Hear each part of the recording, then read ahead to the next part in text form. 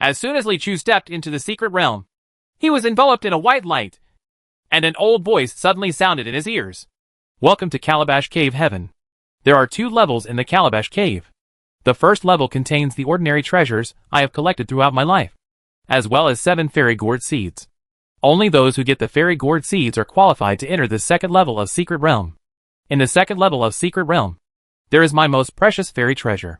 Come late. Good luck to you. Chapter 184. Is it a coincidence? Isn't it? When Li Chu landed, he found that the little koi beside him had disappeared.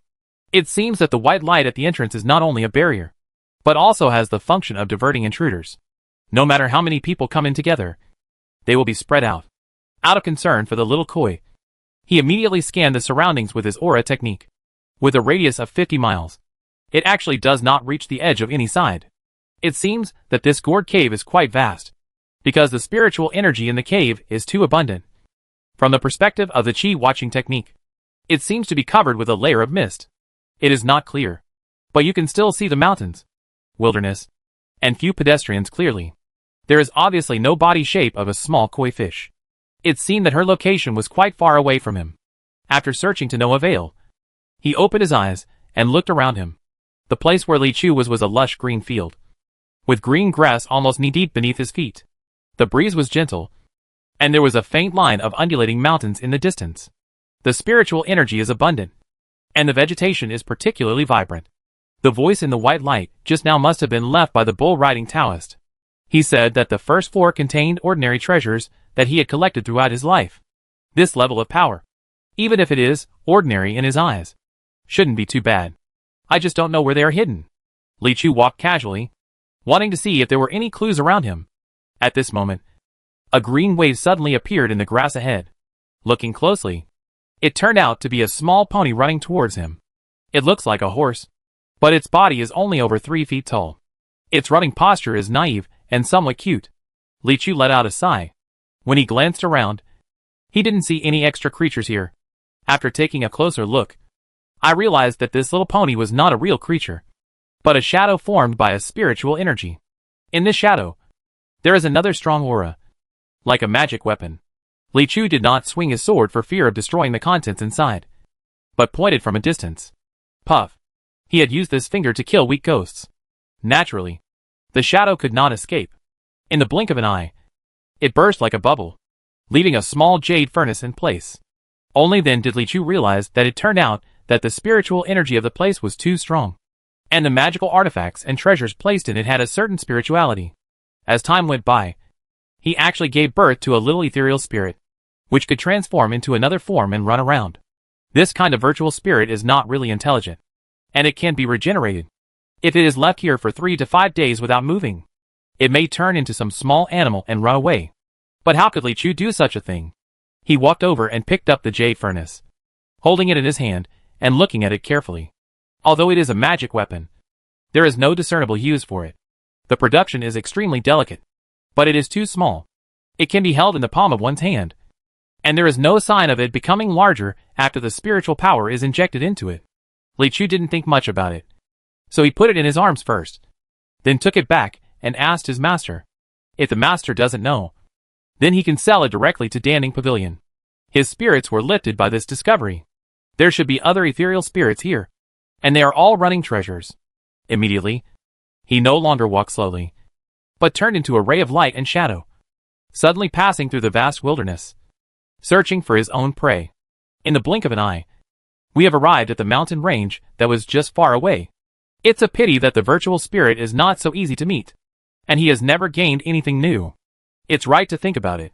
In this huge gourd cave, if ethereal spirits can be found everywhere, there would be so many treasures.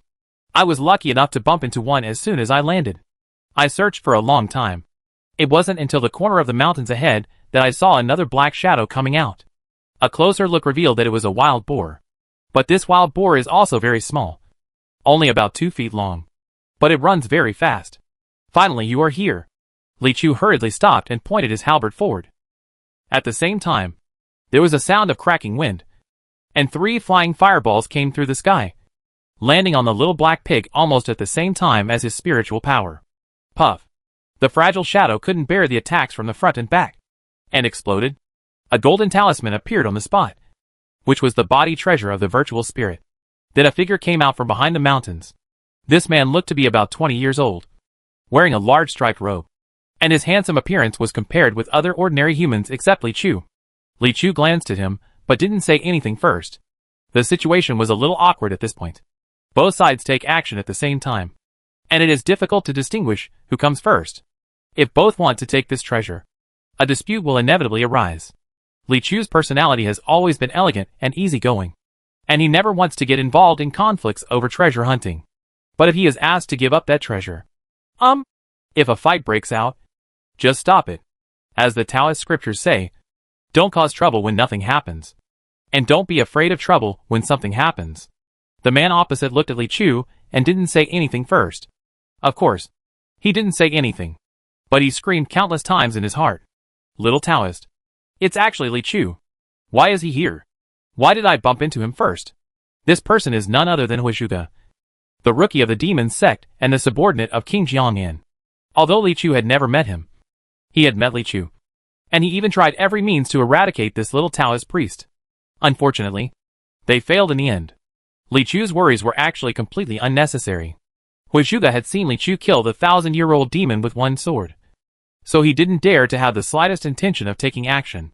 At this moment, his mind was almost blank, and all he could think about was how to survive. Thanks to Huizhuge's state of mind, he forced himself to calm down and analyze calmly. If you turn around and run away, you probably won't be able to run away, but it will only arouse suspicion. Li Chu has never met him, and he probably doesn't know his hostility towards him. After all, his revenge has not caused him any losses. There is even money to be made. In other words, as long as the current matter is handled well, he has no reason to take action against himself. Huizhuge glanced at where the talisman was.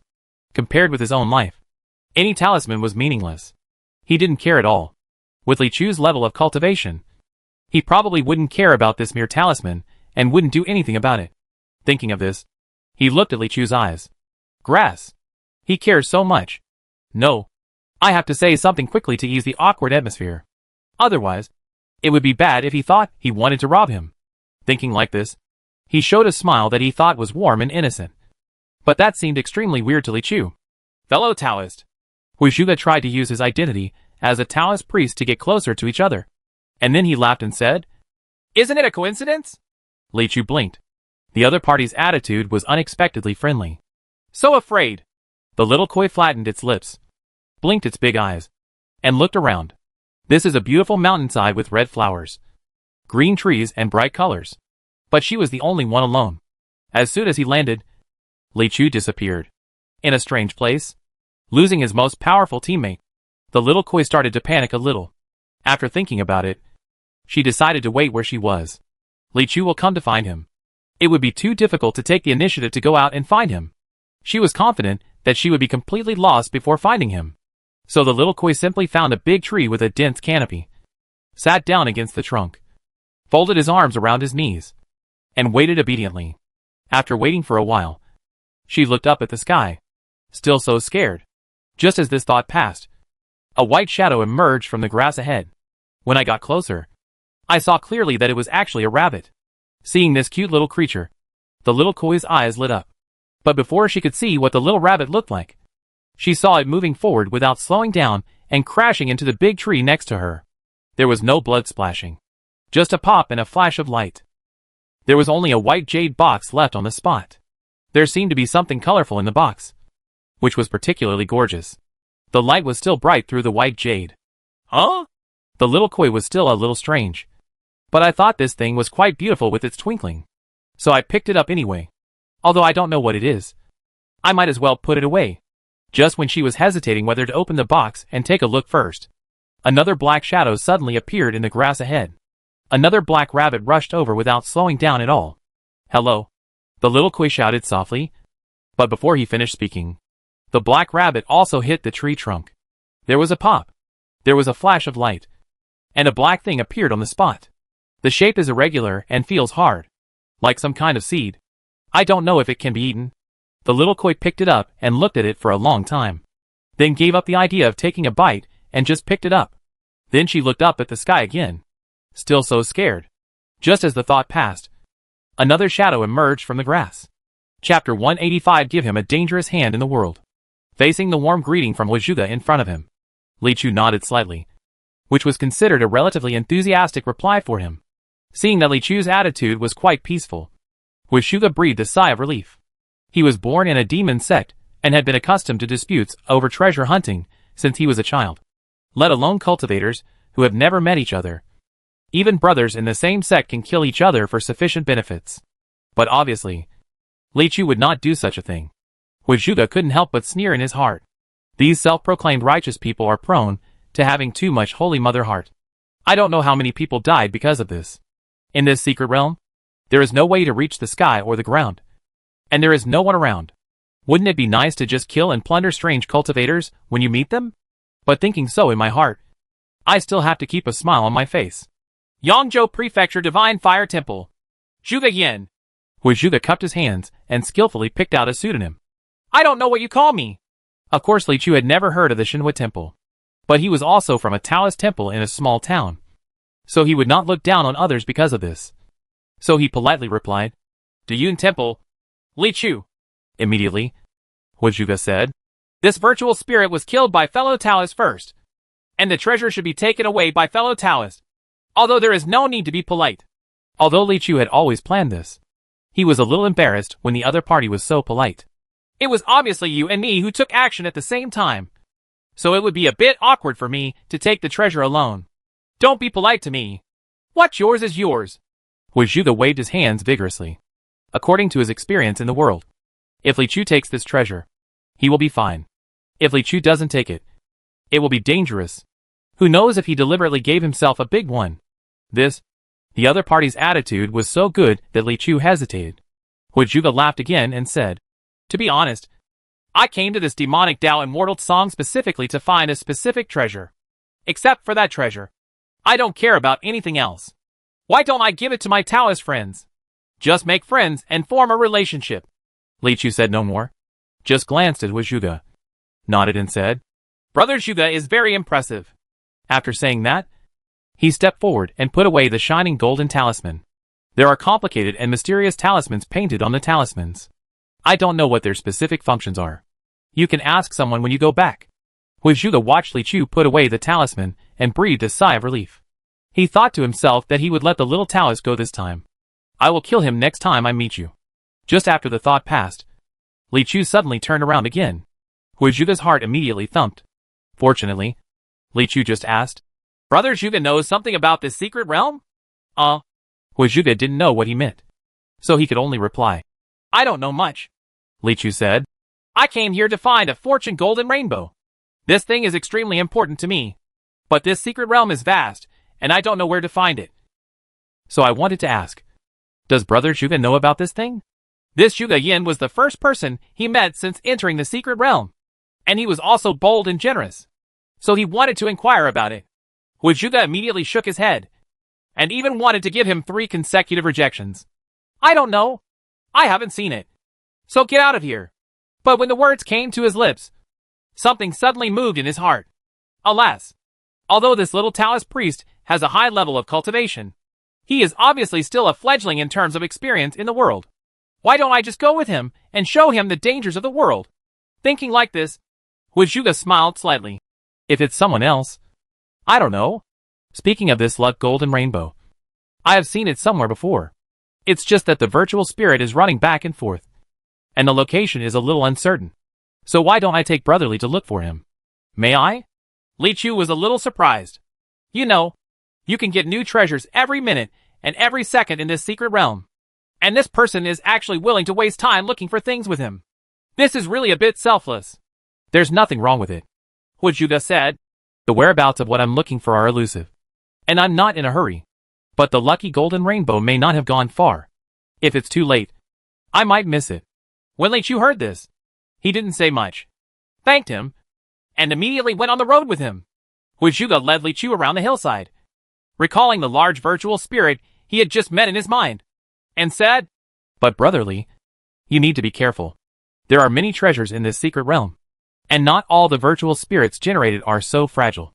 There are some highly offensive magic weapons, and the virtual spirits they generate are also particularly aggressive. some spiritually powerful treasures. The virtual spirits they generate are in a realm comparable to the upper 3 realms. You are looking for the golden rainbow of luck. But it is also a good treasure. The virtual spirit I saw just now is extremely powerful. If not, I would not let it go. Li Chu heard this and said calmly, Brother Zhuge, don't worry. I will do my best. Not long after, the two came to a deep cave. What Zhuge pretended to say, I seem to have seen the virtual spirit disappearing near here before. I don't know if it entered this cave. Li Chu said, go in and find out. After that, he walked into the cave first. When others help him, there is no reason to let others explore the way first. Wu Zhuge sneered secretly behind Li Chu. Look carefully and check out the feng shui of this place. This will be your burial place later. He knew clearly in his heart that there was absolutely no luck Jin Hong here. But there is another powerful virtual spirit hidden in the cave. In just a few moments, he had planned the overall situation in his mind. Li Chu encountered the phantom in the cave.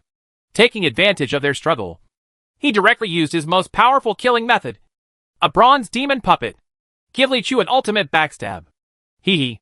In the dark cave, Wu Zhuge couldn't help but raise the corners of his lips when he thought that he had such a perfect plan just by thinking about it. Suddenly, there was a roar. Roar appeared. Their intrusion really angered the ethereal spirits in the cave. There was a loud rumbling sound, as if a raging tide was coming. And this cave only has one straight passage.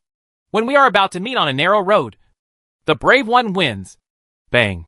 A huge head popped out in an instant, with a ferocious face as black as ink, dragon horns, lion body, and fish scales. What rushed out was actually a black unicorn. The rank of this virtual spirit is indeed higher than that of the little pony and wild boar. Li Chu was calm and unhurried and drew his sword. Not much to say, facing the menacing black unicorn. It was a sword strike to the head.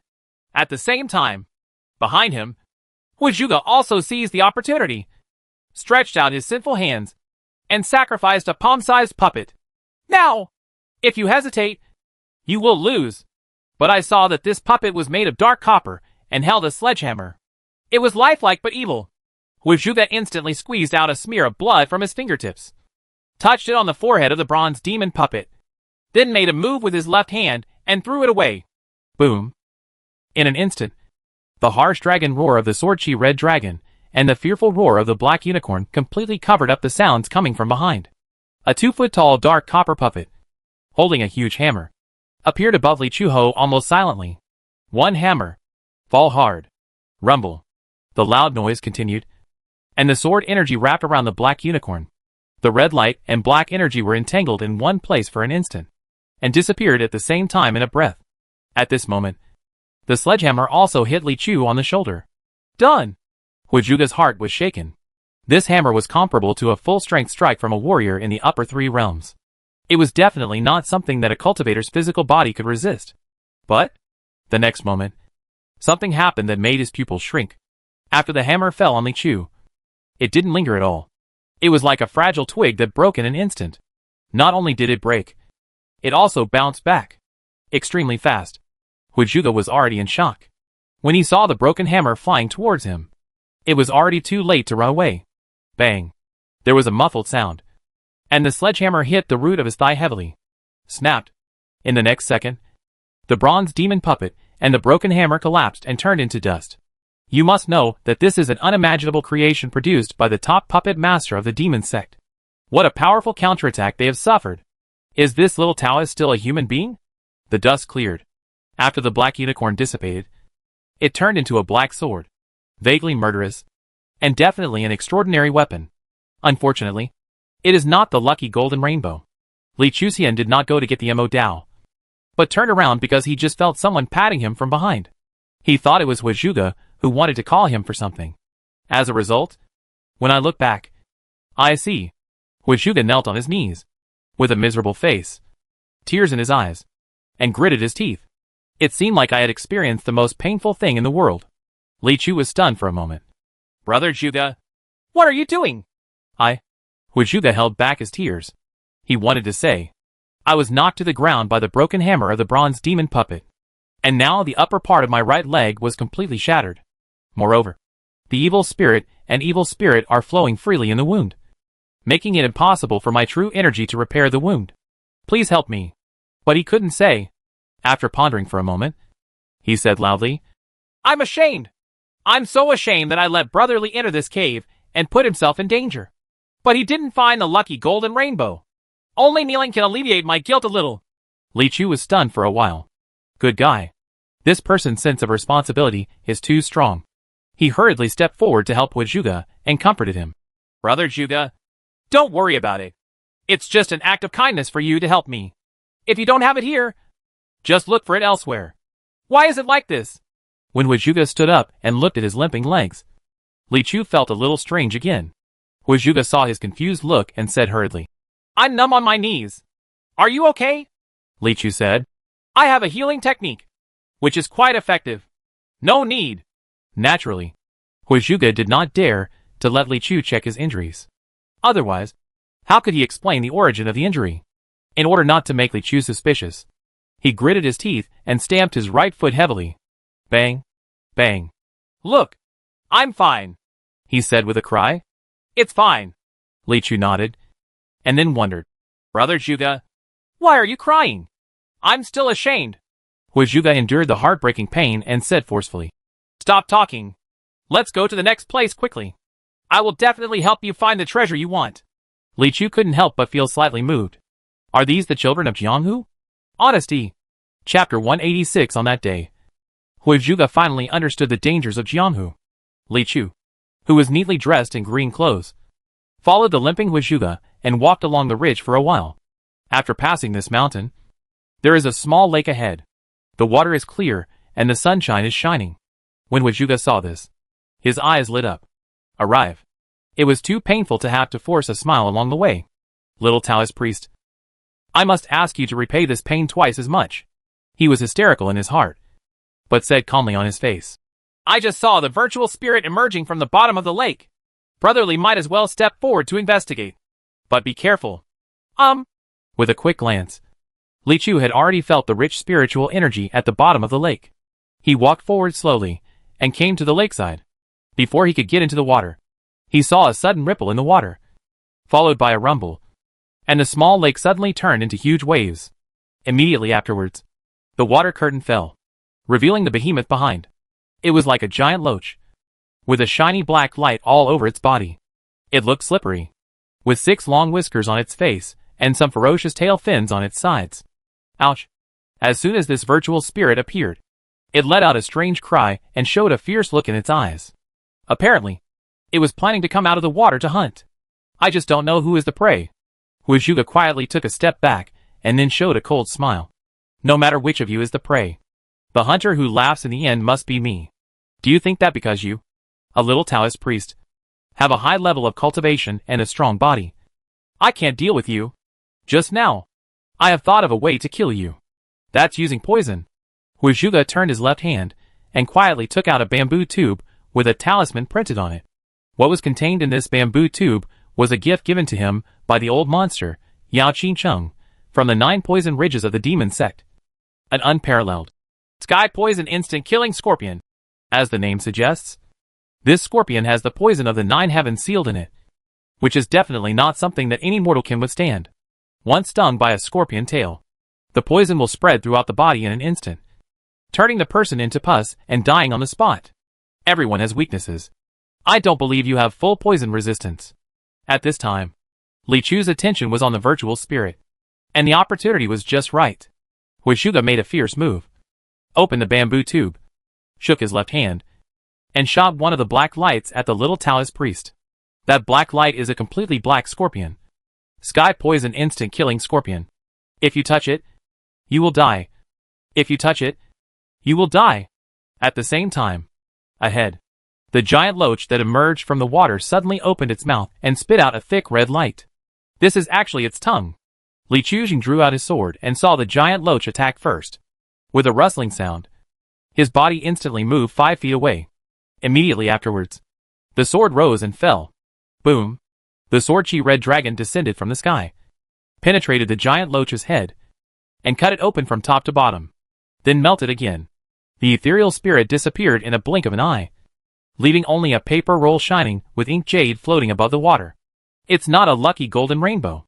Li Chu turned back and glanced at Huizhuge. This glance made his pupils tremble on the spot. Turn out to be.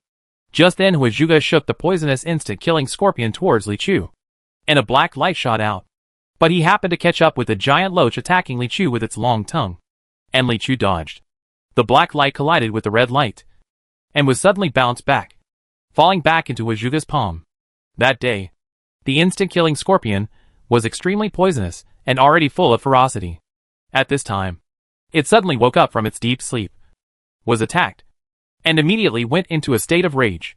When he fell back into Huizhuge's hands, he didn't distinguish between friend and foe at all, and a tail hook landed viciously on his skin.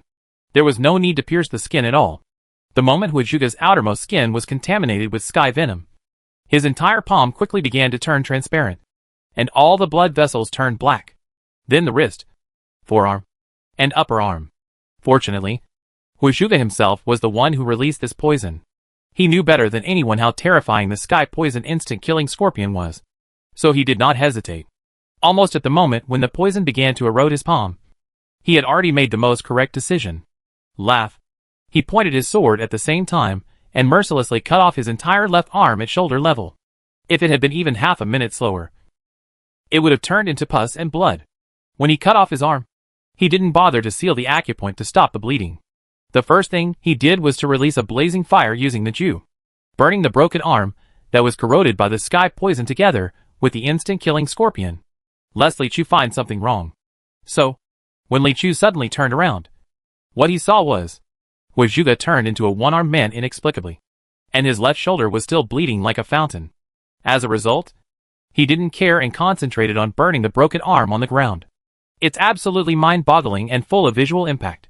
After careful playing before and after time travel, Li Chu only lived less than 20 years. In the past 10 years or so, he was just an ordinary good student.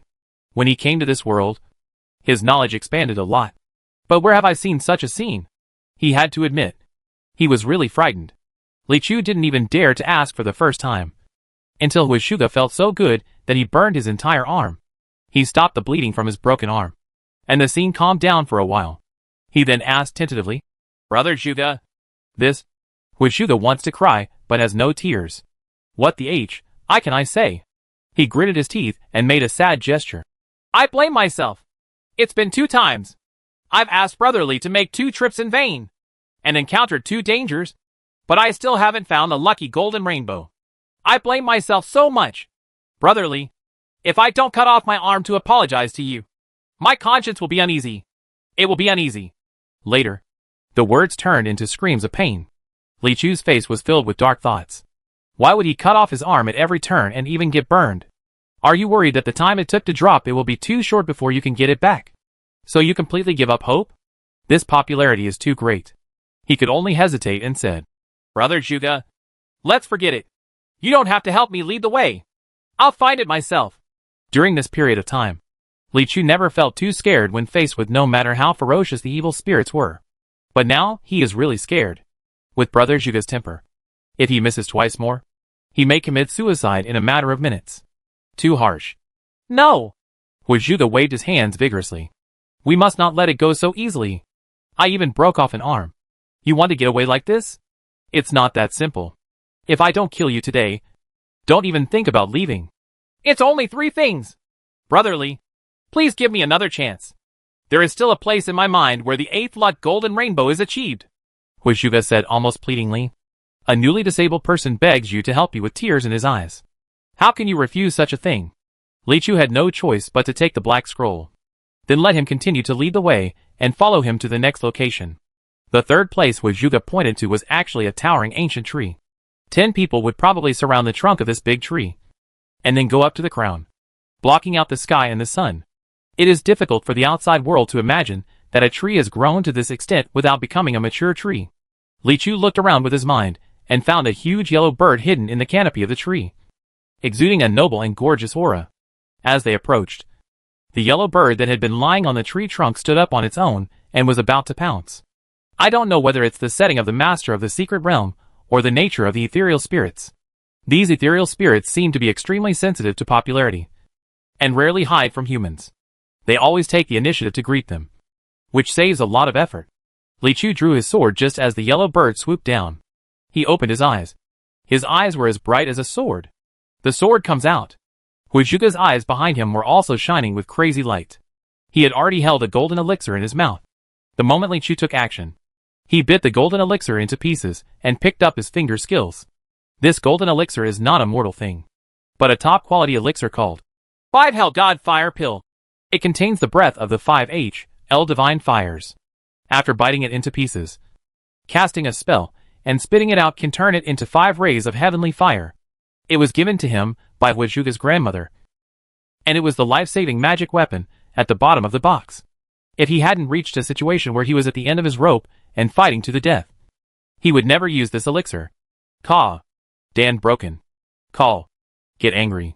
Boom. It's about to catch fire. Little Taoist Priestley. Suddenly, a surprised voice came from behind. Li Chujing swung his sword, and the sword energy of the red dragon killed the yellow bird effortlessly. Immediately, he heard someone calling him from behind, and he turned around to look. Huizhuge was about to spit out the 5 hells divine fire to refine the little Taoist priest. But he suddenly turned around and was startled. In a hurry, I heard Gulu. His throat moved, and he actually swallowed the breath of the 5 hells divine fire. Oh! Huizhuge's face suddenly turned red, and his chest shook violently. He waved his only right palm, and began to beat his chest like crazy. Bang! Bang! Bang! Shoot 3 palms in a row. The force is so great that every palm is enough to kill a liger. Li Chu didn't have time to see who called him, so he was shocked by Huizhuge's behavior. He hurriedly stepped forward and grabbed Huizhuge. Brother Zhuge, you really should stop using self-mutilation to express your guilt. Huizhuge's eyes widened, and he suddenly looked up to the sky and roared. Roar. Boom. He actually spit out a mouthful of 5-color flames toward the sky. Oops. Li Chu was stunned. He once thought that spitting fire when angry was an exaggeration in anime, but turned out to be realistic? Huizhuge wanted to speak, but found that his throat hurt sharply, and the sound he tried to make was extremely weak and hoarse. Looking inside, I saw that my throat had been burned twice by the breath of divine fire. It was already in a mess. Now he is completely mute. He opened his eyes in pain, looked at the sky, looked at the earth, then looked at the handsome and uninjured little Taoist priest in front of him, and then thought about himself who was lame, had his arm broken, lost his voice, and was seriously injured. Suddenly I felt, this world is really dangerous. Grandma, I miss you. Chapter 187. Isn't this bullying an honest cow? Jiji. In the dense forest, a strange laughter suddenly sounded. Then, there was an explosion, as if something exploded, and there was treasure suspended in the air. The 2 erratic shadows passed by without even looking. These 2 people each wore strange robes and bronze masks. They were the smiling-faced man and the crying-faced man from the alien demon sect. As one of the earlier people to break into Calabash Cave, they have already mastered the rules here.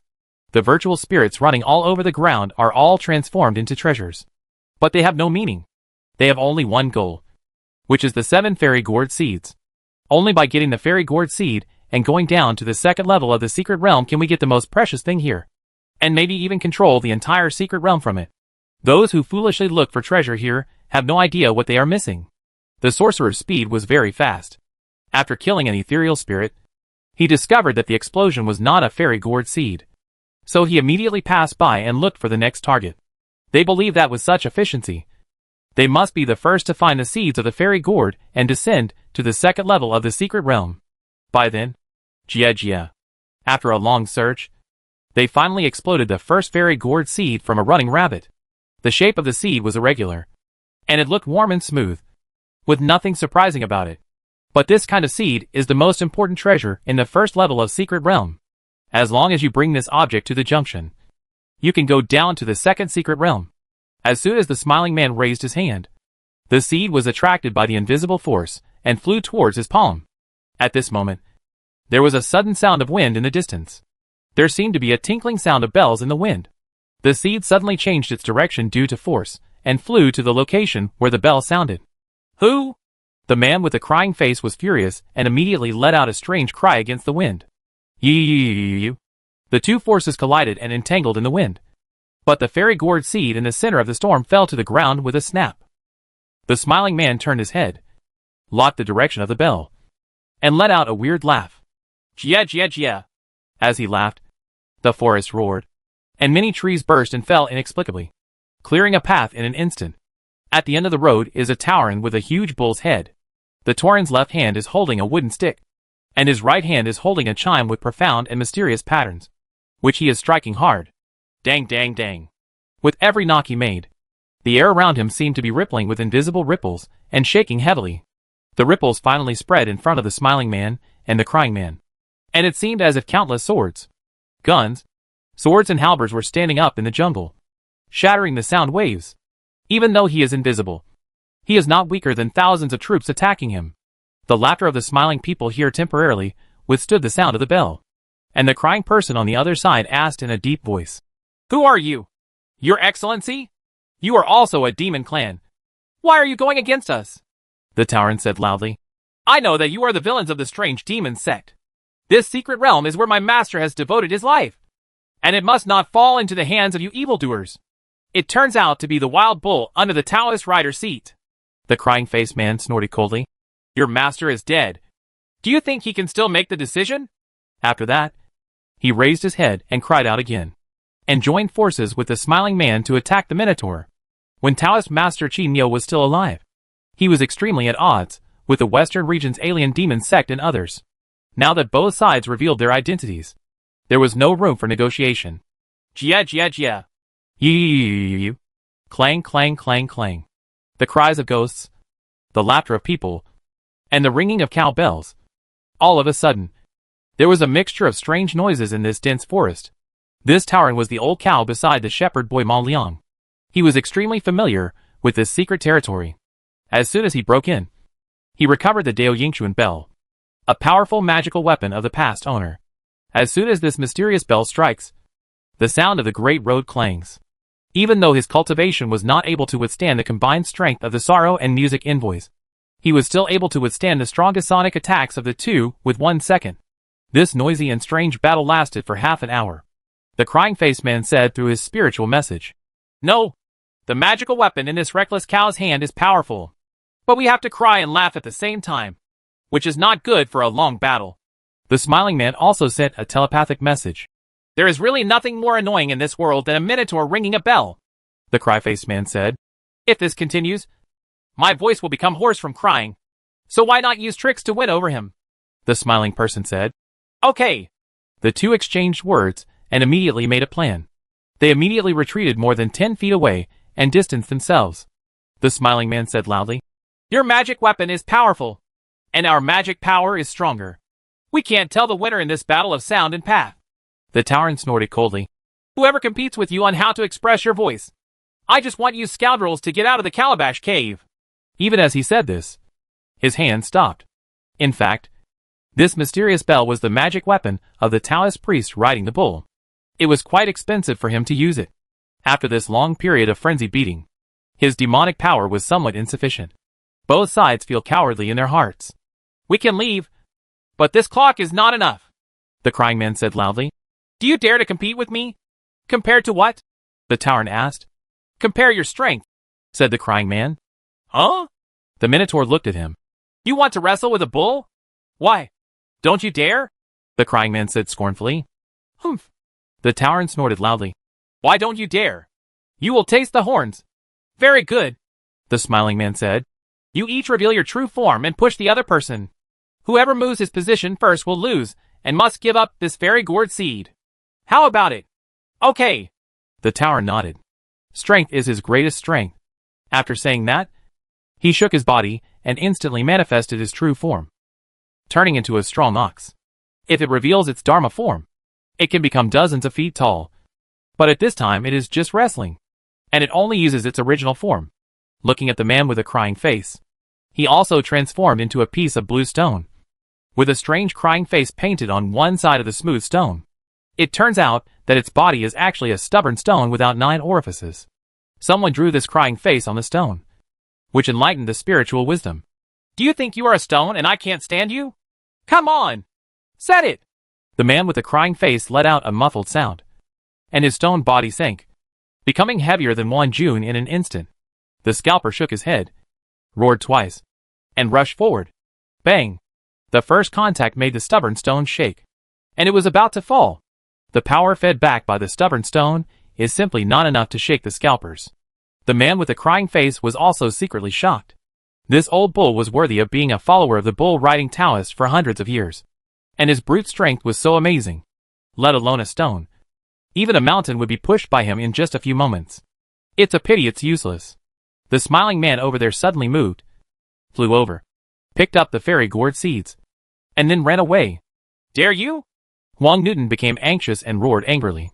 The crying person here immediately said, If you move, you lose, and the fairy gourd seeds are ours. When Huang Yo heard this, he became fierce and continued to push forward. Bang! The man with the crying face suddenly stopped his strength, and the entire stone was lifted up by the horns and flew into the air. The old scalper turned into a minotaur again and said angrily, You lose! Give me back the fairy gourd seeds! The crying-faced man also transformed in midair, and then replied, Okay, you go find him to get it. After that, he turned around and ran away. You two bastards! The tyrant stood there, eyes wide open. Isn't this bullying an honest cow? He stepped on his right foot, made a bang, and chased after him relentlessly. In the first secret realm, the intruders from various forces started to be scattered all over the place, and began to encounter each other. This land that had been deserted for many years gradually became lively. Only a certain little koi carp under a big tree somewhere is still in the tranquility of time. Xiao Yue folded her hands around her knees, and rested her chin on her knees. She looked boredly at the pile of golden treasures in front of her that dazzled the fish, and sighed helplessly. I can't fit it anymore. Don't come. Unfortunately, the sky didn't follow the fish's wishes.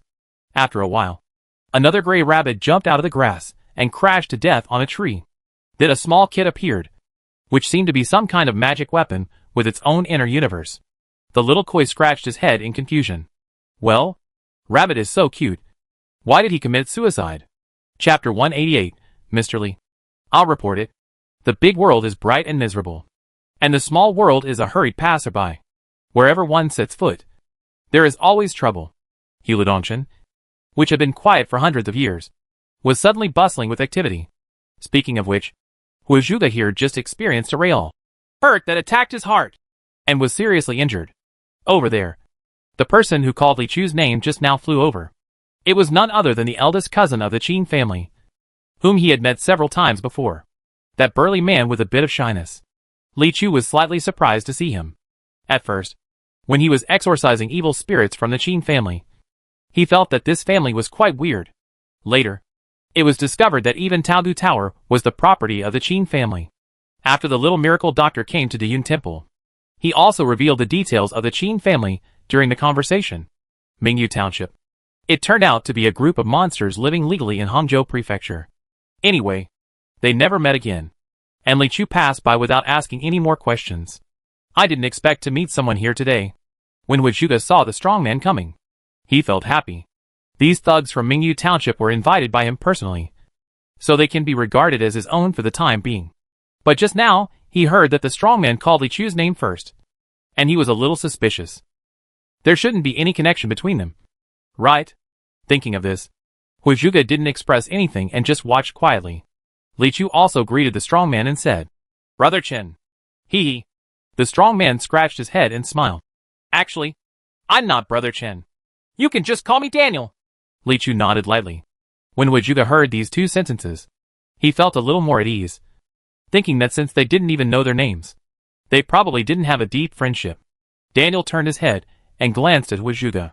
Previously, Huizhuge had a broken arm and a lame leg, and because he was unfamiliar with him, he was not as eye-catching as Li Chu, so I didn't recognize it from a distance.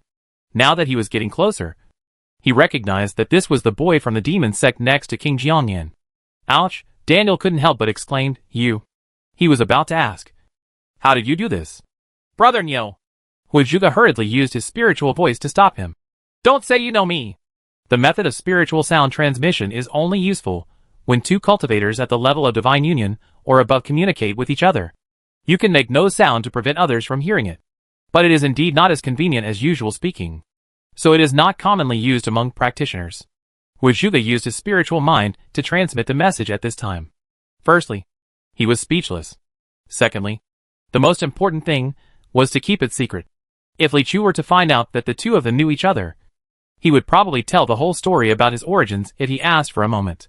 After all, this big bull just doesn't look very smart. Ah? Daniel's words came to his lips, and he was about to ask, but he suddenly stopped him. His thoughts changed sharply. His words stopped, and the words he said became, "I don't know you." Li Chu blinked. "If you hadn't said that, I wouldn't have thought you knew each other." Huizhuge was also speechless for a while. He had no choice but to quickly change the subject and send a message to Li Chu. "Jia Taoist Priestley, is this your friend?" His voice suddenly appeared in Li Chu's consciousness. He was a little surprised at first, but he soon knew what it was. He had naturally heard of the voice transmission. Although his spiritual consciousness was strong enough to receive it, he still didn't understand the method of spiritual sound transmission.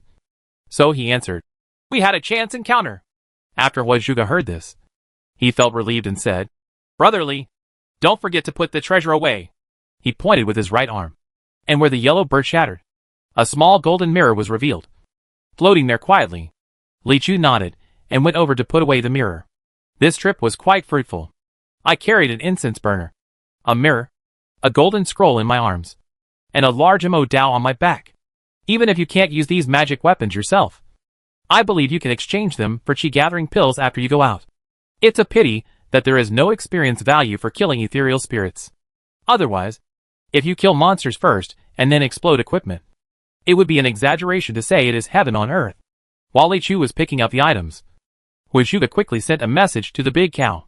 "Brother Nyo, listen to me, and don't change your expression." Daniel's expression suddenly tightened. "This little Taoist priest has a huge blood feud with me," Huizhuge continued to say. And when he said this, he gritted his teeth. Maybe it wasn't originally, but after today, it's a mortal enemy. "Now he only thinks that I am an upright Taoist priest. Don't expose my identity. Let's go with him together and find an opportunity to kill him." Originally, he was already a little discouraged after experiencing these several failures alone. But now that help came, he felt a glimmer of hope again. These big monsters in Mingyu Township are not low in cultivation. With its cultivation and my plan. Little Taoist priest. If you don't believe it, you won't die.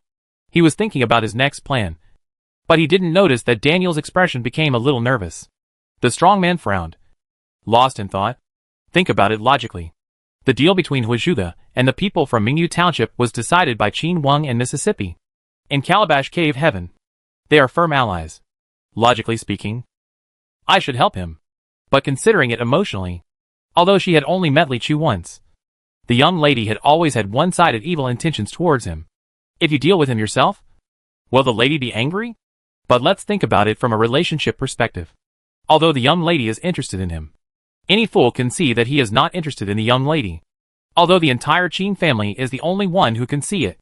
To be honest, he is just a Taoist priest who has nothing to do with Mingyu Township. And Huizhuge was born in Yanyu sect. To the demon clan, the good and evil of human beings are actually not that important. On the contrary, because monsters and ghosts are classified as evil spirits and are hostile to the righteousness of the human race, even the monsters coming out of Mingyu Township will receive a lot of strange looks. Therefore, there is a natural foundation of friendship between demons and monsters. Then consider the benefits. Helping Huizhuge is for the sake of the alliance between the two parties. No matter what the final result is, they will get generous rewards from King Jiangnan and many treasures in the demon treasure. If you help Li Chu, you may get nothing.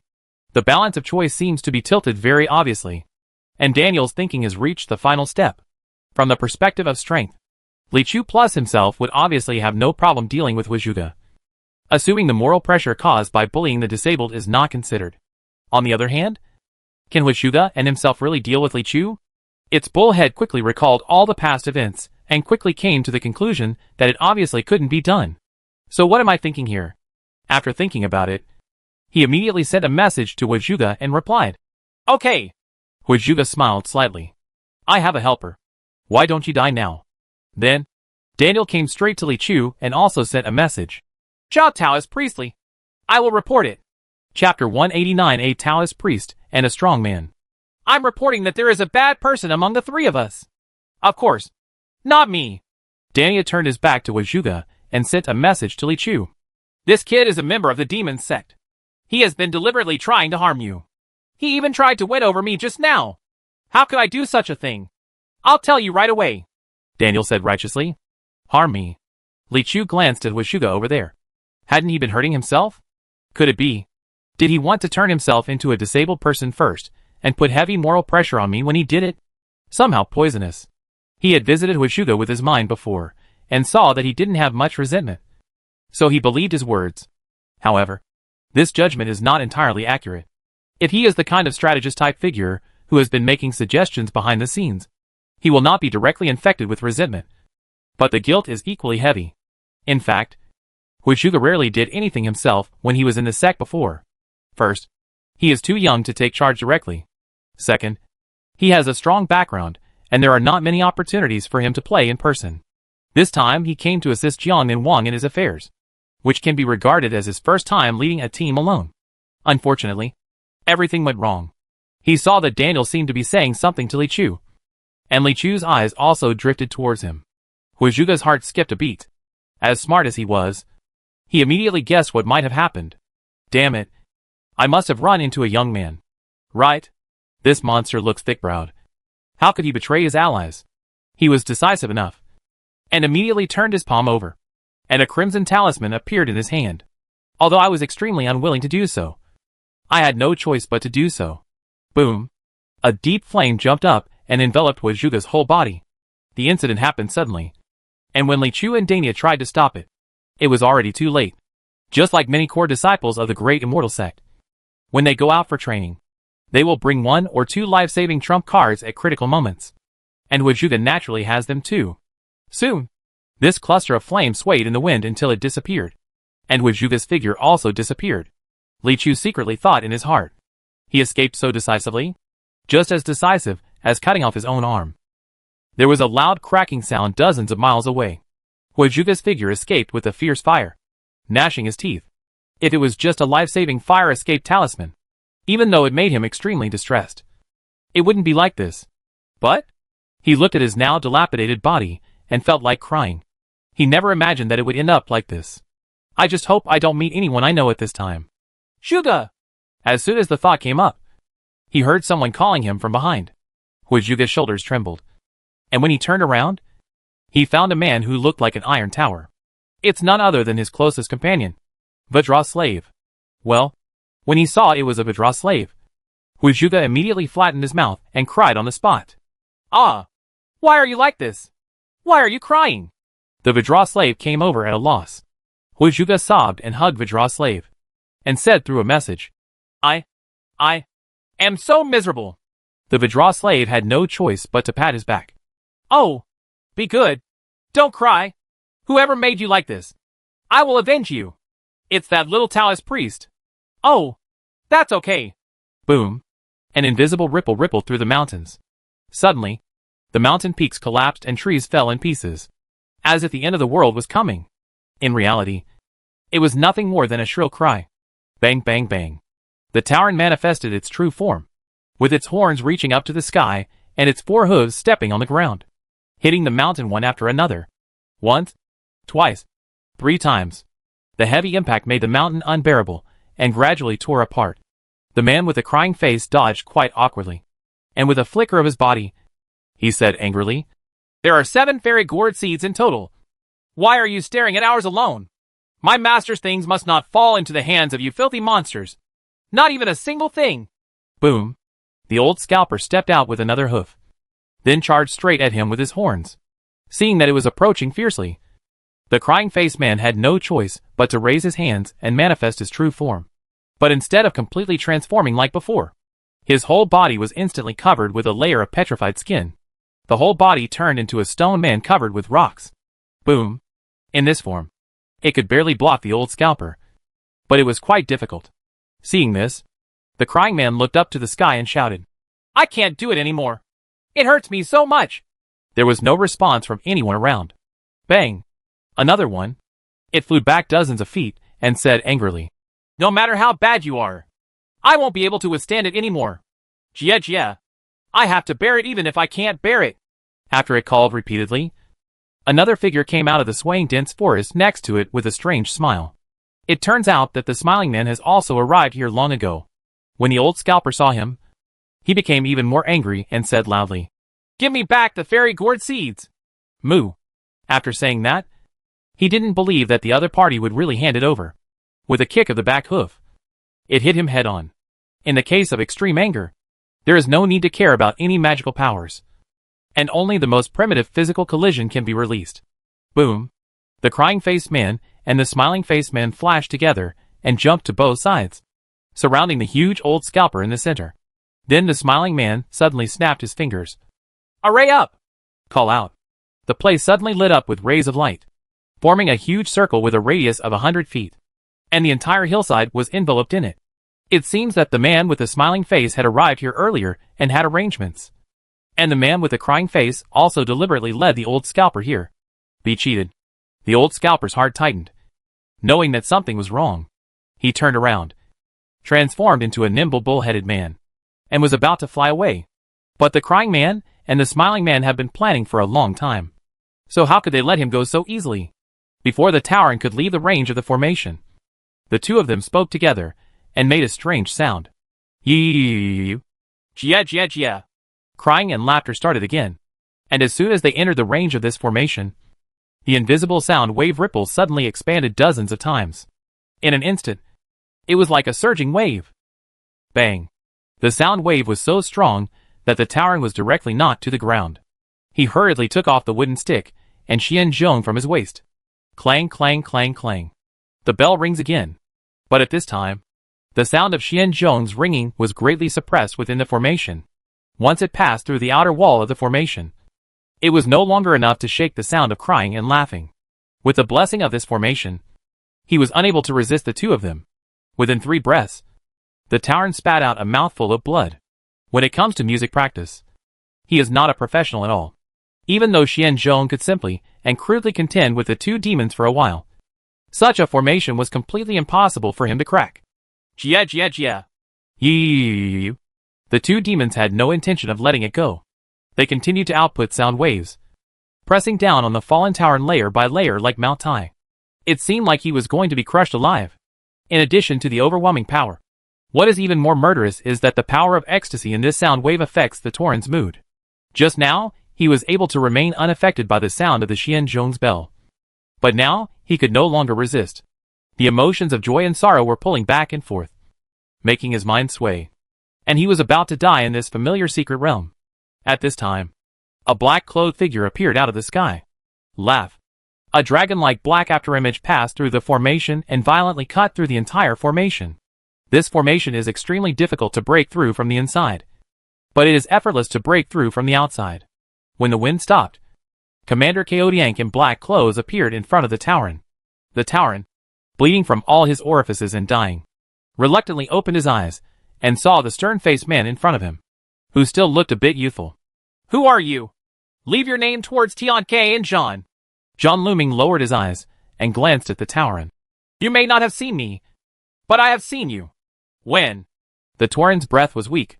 "You rescued Ma Liang in the prison in Shilin County," John Looming said. "I was watching at that time."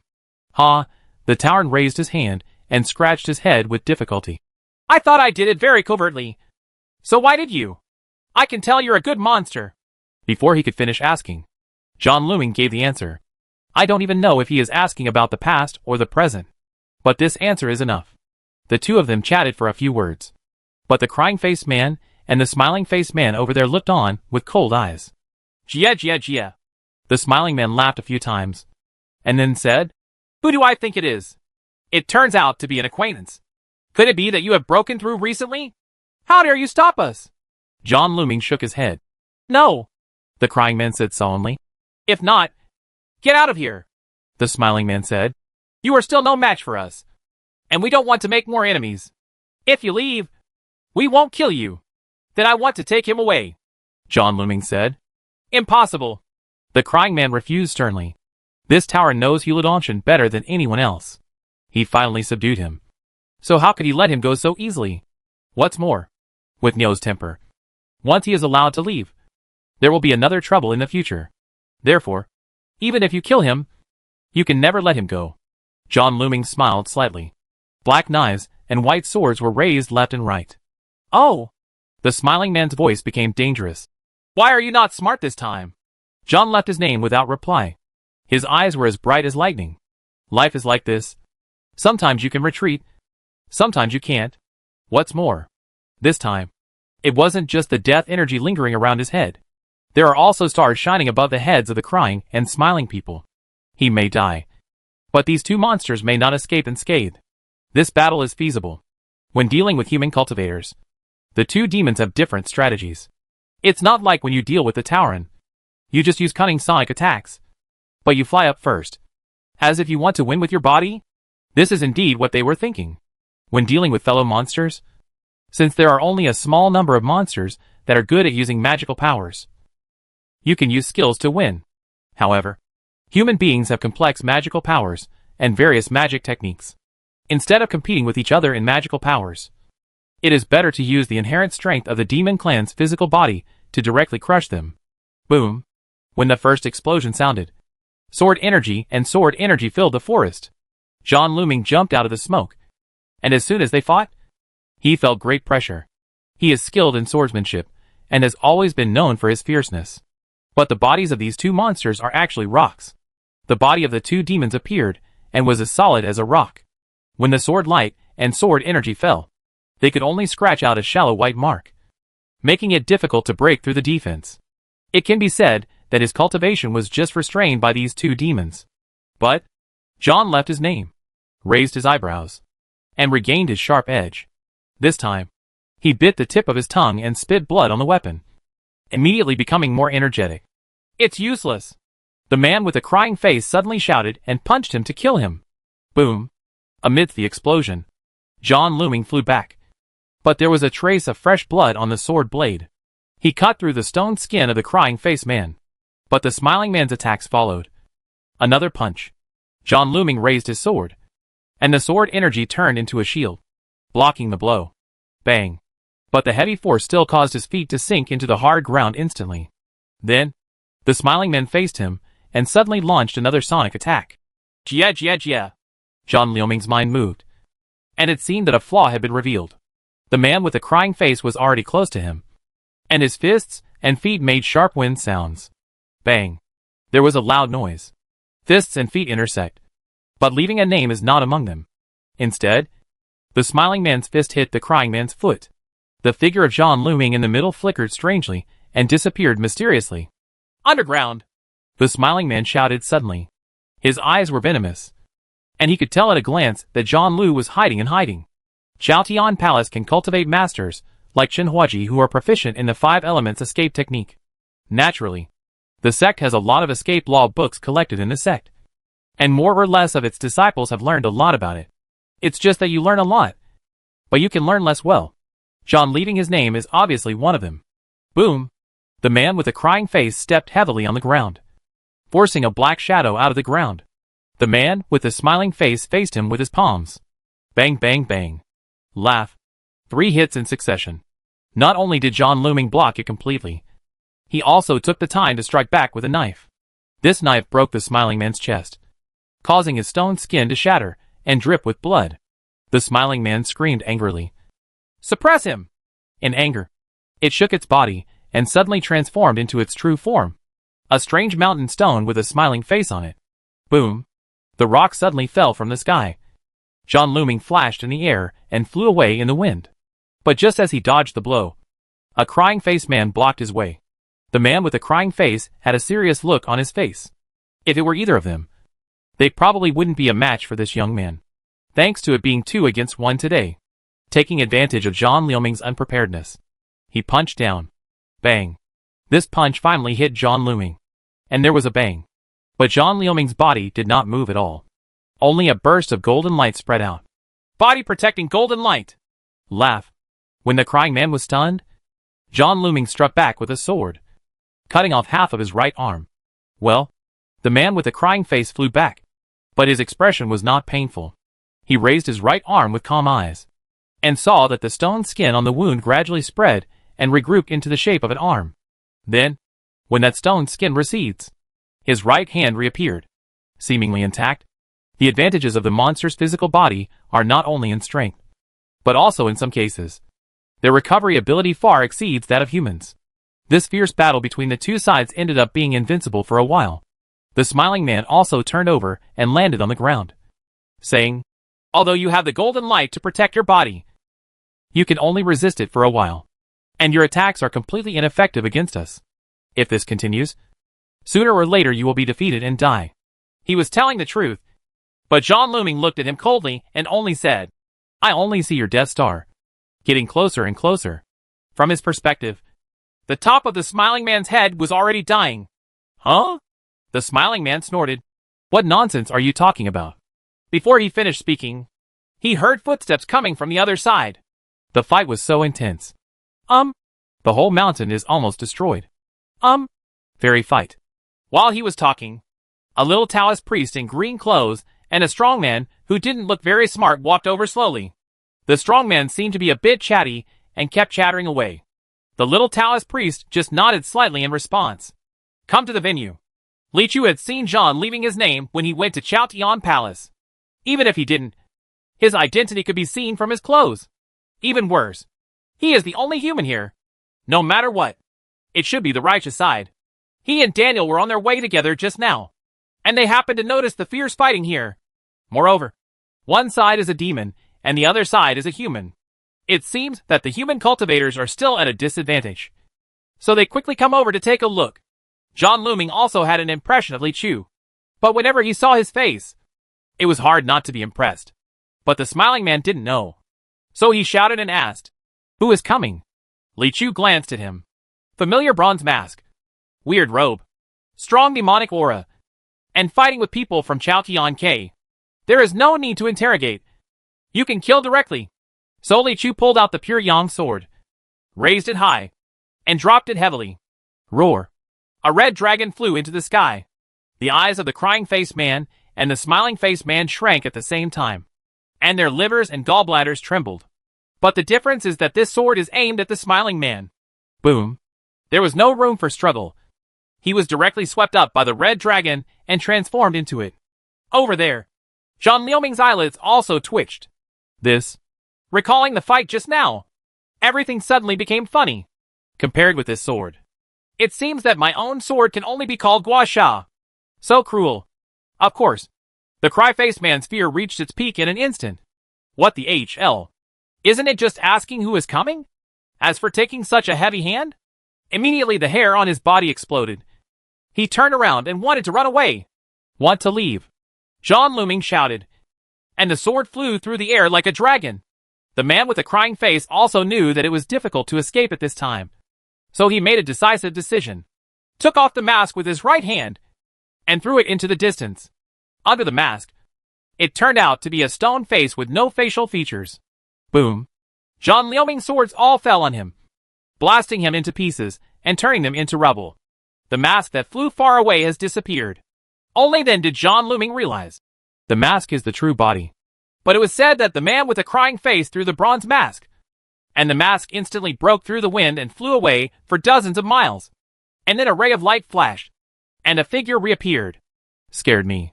The crying man patted his chest, and his tone was really crying. A good teammate was gone as soon as he said goodbye. The impact on his heart was really great. After panting for a long time, he suddenly heard a snap. It was as if something fell from the sky on his shoulders. He glanced sideways and saw a big lump of bird shit. Damn it. The cry-faced man was furious and raised his face and said, "Which bird did this?" Just when he was about to vent his anger on this unscrupulous bird that defecated everywhere. Just then, a sudden strong wind blew, and countless white feathers rushed towards my face, making it almost impossible to open my eyes. In the blink of an eye, a young man wearing a white feather cloak appeared in front of him. The young man opened his eyes with a pair of narrowed eyes and said lazily, "Oh my, I finally found you." The crying-faced man looked at him and hurriedly knelt on the ground. "See you, Your Majesty." "Ah." The young man yawned and asked, "I'm not late, am I?" "Not at all." The crying-faced man shook his head and said, "It's just that the music messenger was killed a moment ago." "That's just right." The young man screamed strangely. "It's just the right time to avenge him." "Who did it?" Forehead. There was a trace of cold sweat on the forehead of the crying man. He really didn't know the identity of that person. After thinking for a while, he replied, "It's a young Taoist priest with a strong man. He attacks without saying a word. He is extremely cruel and does not follow the rules of the world at all. It doesn't matter." The young man waved his hand. "There aren't many people in this secret realm anyway. A Taoist priest and a strong man." "Right," the young man confirmed again, with a cruel sneer on his face. Chapter 190. Who are you? A long wind blew across a messy mountain range. The three big men stood quietly, and the Tauren lying on the ground kept moaning in pain. John Looming looked at Li Chu with dark pupils, not knowing what to say. He became famous at a young age, and always relied on two things to dominate Hangzhou Prefecture: handsome and able to fight. Names not listed in order. Most of the rookies in recent years are pretty much the same. But when he met this little Taoist priest today, he suddenly felt that these two things seemed a bit insubstantial. Maybe the inner part of a person is the most important. He had vaguely heard of Li Chu's name. During the recent period, little Taoist Master Li had a strong presence in Chaotian K. Kill the Ghost King, eliminate zombies, and send in the tainted witnesses from the Jiangnan Palace one by one. But John Looming didn't pay much attention to it. He always felt that his opponent was in Kunlun in the northwest, in the Land of Thunder, in the pure land of Tianan, and in the majestic Chaoga. Without warning, such a famous figure appeared in the countryside of Hangzhou Prefecture, and he stole the house for him without any notice. It was then that he suddenly realized that he was no longer the most handsome and capable person in Hangzhou. Although I had never paid attention to these false reputations before, when it came time to lose them, I felt inexplicably disappointed. Why? Or, can Yu Hang Town get out of Hangzhou Prefecture? The random thought was just a fleeting thought. After thinking about it, he still clasped his fists. "Thank you, Taoist Priest Xiao, for your generous intervention." Li Chu smiled lightly. "It's just a little effort." A little effort. These four simple words made John Looming's sense of loss inexplicably deepen. Although there is nothing wrong with it. It sounds like it's just jarring. Li Chu turned his eyes to the Tauren on the ground and asked, "This is?" "He should have some connection with the owner of this secret realm. He is a good demon who protects this secret realm," John Looming said. "Then let me take a look." Li Chu stepped forward, checked the Minotaur's injuries, and then picked up the little Bodhi curse. Call out. A small sun, shining with golden light, in the surprised eyes of several people. The Minotaur's serious injuries were gradually healed. The Tauren was also surprised at how intact he was.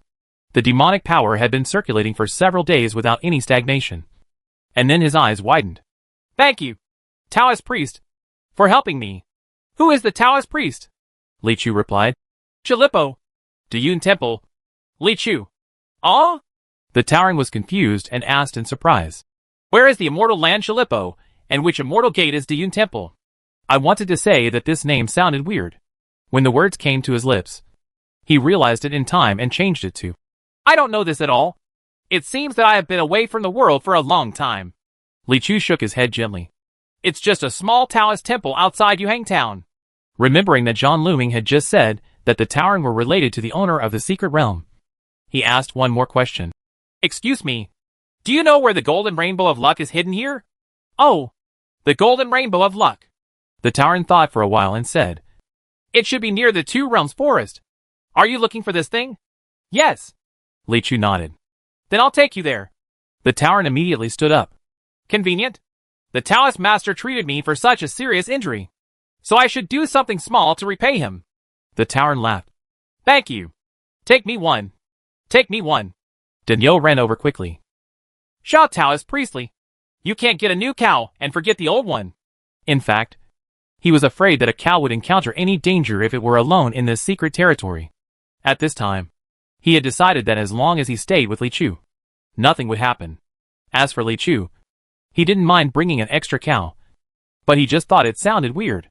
The Tauren turned to look at John Looming. "Young hero Jean, what about you?" Jean left his name and replied, "I'm going to look for fairy gourd seeds, so I won't go with you." "Okay, we'll see you later," the Tauren said. After saying that, John Looming rose into the sky and flew away in the wind. Daniel next to him asked curiously, "Aren't you going to protect the treasure here? Why do you let them find it?" The Tauren shook his head and replied, "I don't want the master's treasures to be buried here forever, but I don't want them to fall into the hands of people with evil intentions, especially the villains of the strange demon sect who are always evil and want to provoke the dispute between the human race and the entire demon race is used to realize one's ambitions. The master had several battles with the alien demon sect during his lifetime. So naturally, I cannot let them get involved in the master's immortal treasure. A sneeze. The pigeon soaring in the midair sneezed, transformed into the young man wearing a white feather cloak, and rubbed his nose. I wonder who missed me. He crossed his legs and sat on the clouds in the sky, squinting his eyes, as if he could see through the clouds for thousands of miles. Hey! A Taoist priest is following a strong man. Where are they? He muttered. Suddenly, he seemed to have locked onto a target. He clapped his fists and said, That's right. After saying that, he turned over and fell down out of thin air. Call. Under the sky, Huizhuge was sitting cross-legged under a big tree and regulating his breath. The trauma he suffered was actually not serious. The broken leg bones only need to be dispelled by the erosion of the evil spirit and demonic energy. And repair can only be done in a thought. Broken arm. He has always been accustomed to using his right hand anyway. As long as you return to Yanyu sect and talk to Bai Shigong, it will not be difficult to replant an arm for him. Even if you install a unicorn arm, it's not impossible. The most serious thing was the damage done to his internal organs by the 5 held god fire pills, causing him to feel severe pain every time he moved around. But if not, it will be even more impossible to heal, thanks to his practicing the fire magic code since he was a child. He has the same source as the 5H, LS divine fires, and can still neutralize part of the 5H, LS divine fires. If someone else swallowed this pill, they would definitely die. The Vidra slave stood aside, lifting his anus up and down in boredom. The picture is quite peaceful and peaceful. Then, there was a crashing sound, and a young man wearing a white feather cloak fell down. Feeling the strange pressure, Huizhuge instantly opened his eyes, and met the young man's careless but murderous gaze. Huizhuge sent a message and asked, Who is coming? The young man smiled and said, He's someone you can't afford to offend. Huizhuge was stunned and thought, Who provoked you? Before he could ask a second question, he saw the other party casually plucking a white feather from the exaggerated cloak. Huizhuge felt an ominous premonition suddenly arise in his heart, and he shouted, Vidra slave! Run! The Vidra slave had a tacit understanding with him and rushed over immediately. The young man held the feather between his legs and said softly, Behead. Laugh. Invisibly. There seems to be a law to follow. The feather instantly broke into 2 parts. Vidra felt something in his heart, and his iron tower-like body suddenly swung sideways and blocked Huizhuge. Blood spurts. In an instant, a narrow wound nearly an inch deep opened on his back. When Huizhuge saw his body tremble, he knew something was wrong. To be able to cast such a spell so casually that it is almost as if it were spoken, and to be able to cut through the body of a Vidra slave, at least at the peak of all phenomena, it is very likely that he is a powerful person in the state of decline. Not to mention that he was unable to resist at this time. Even if he was not injured, it would be impossible for the 2 of them to defeat a state of decline. The Vidra slave seemed completely unaware of the injury.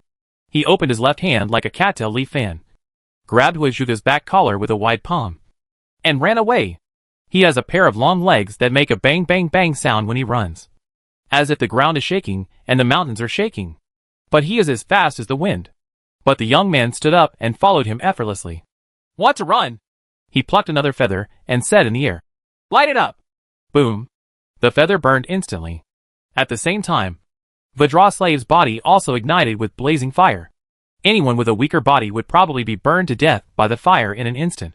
But the Vidra slave gritted his teeth and actually shouted, It's great! Oh! The young man's eyes opened slightly. This body could actually resist the power of 2 laws, which really surprised him.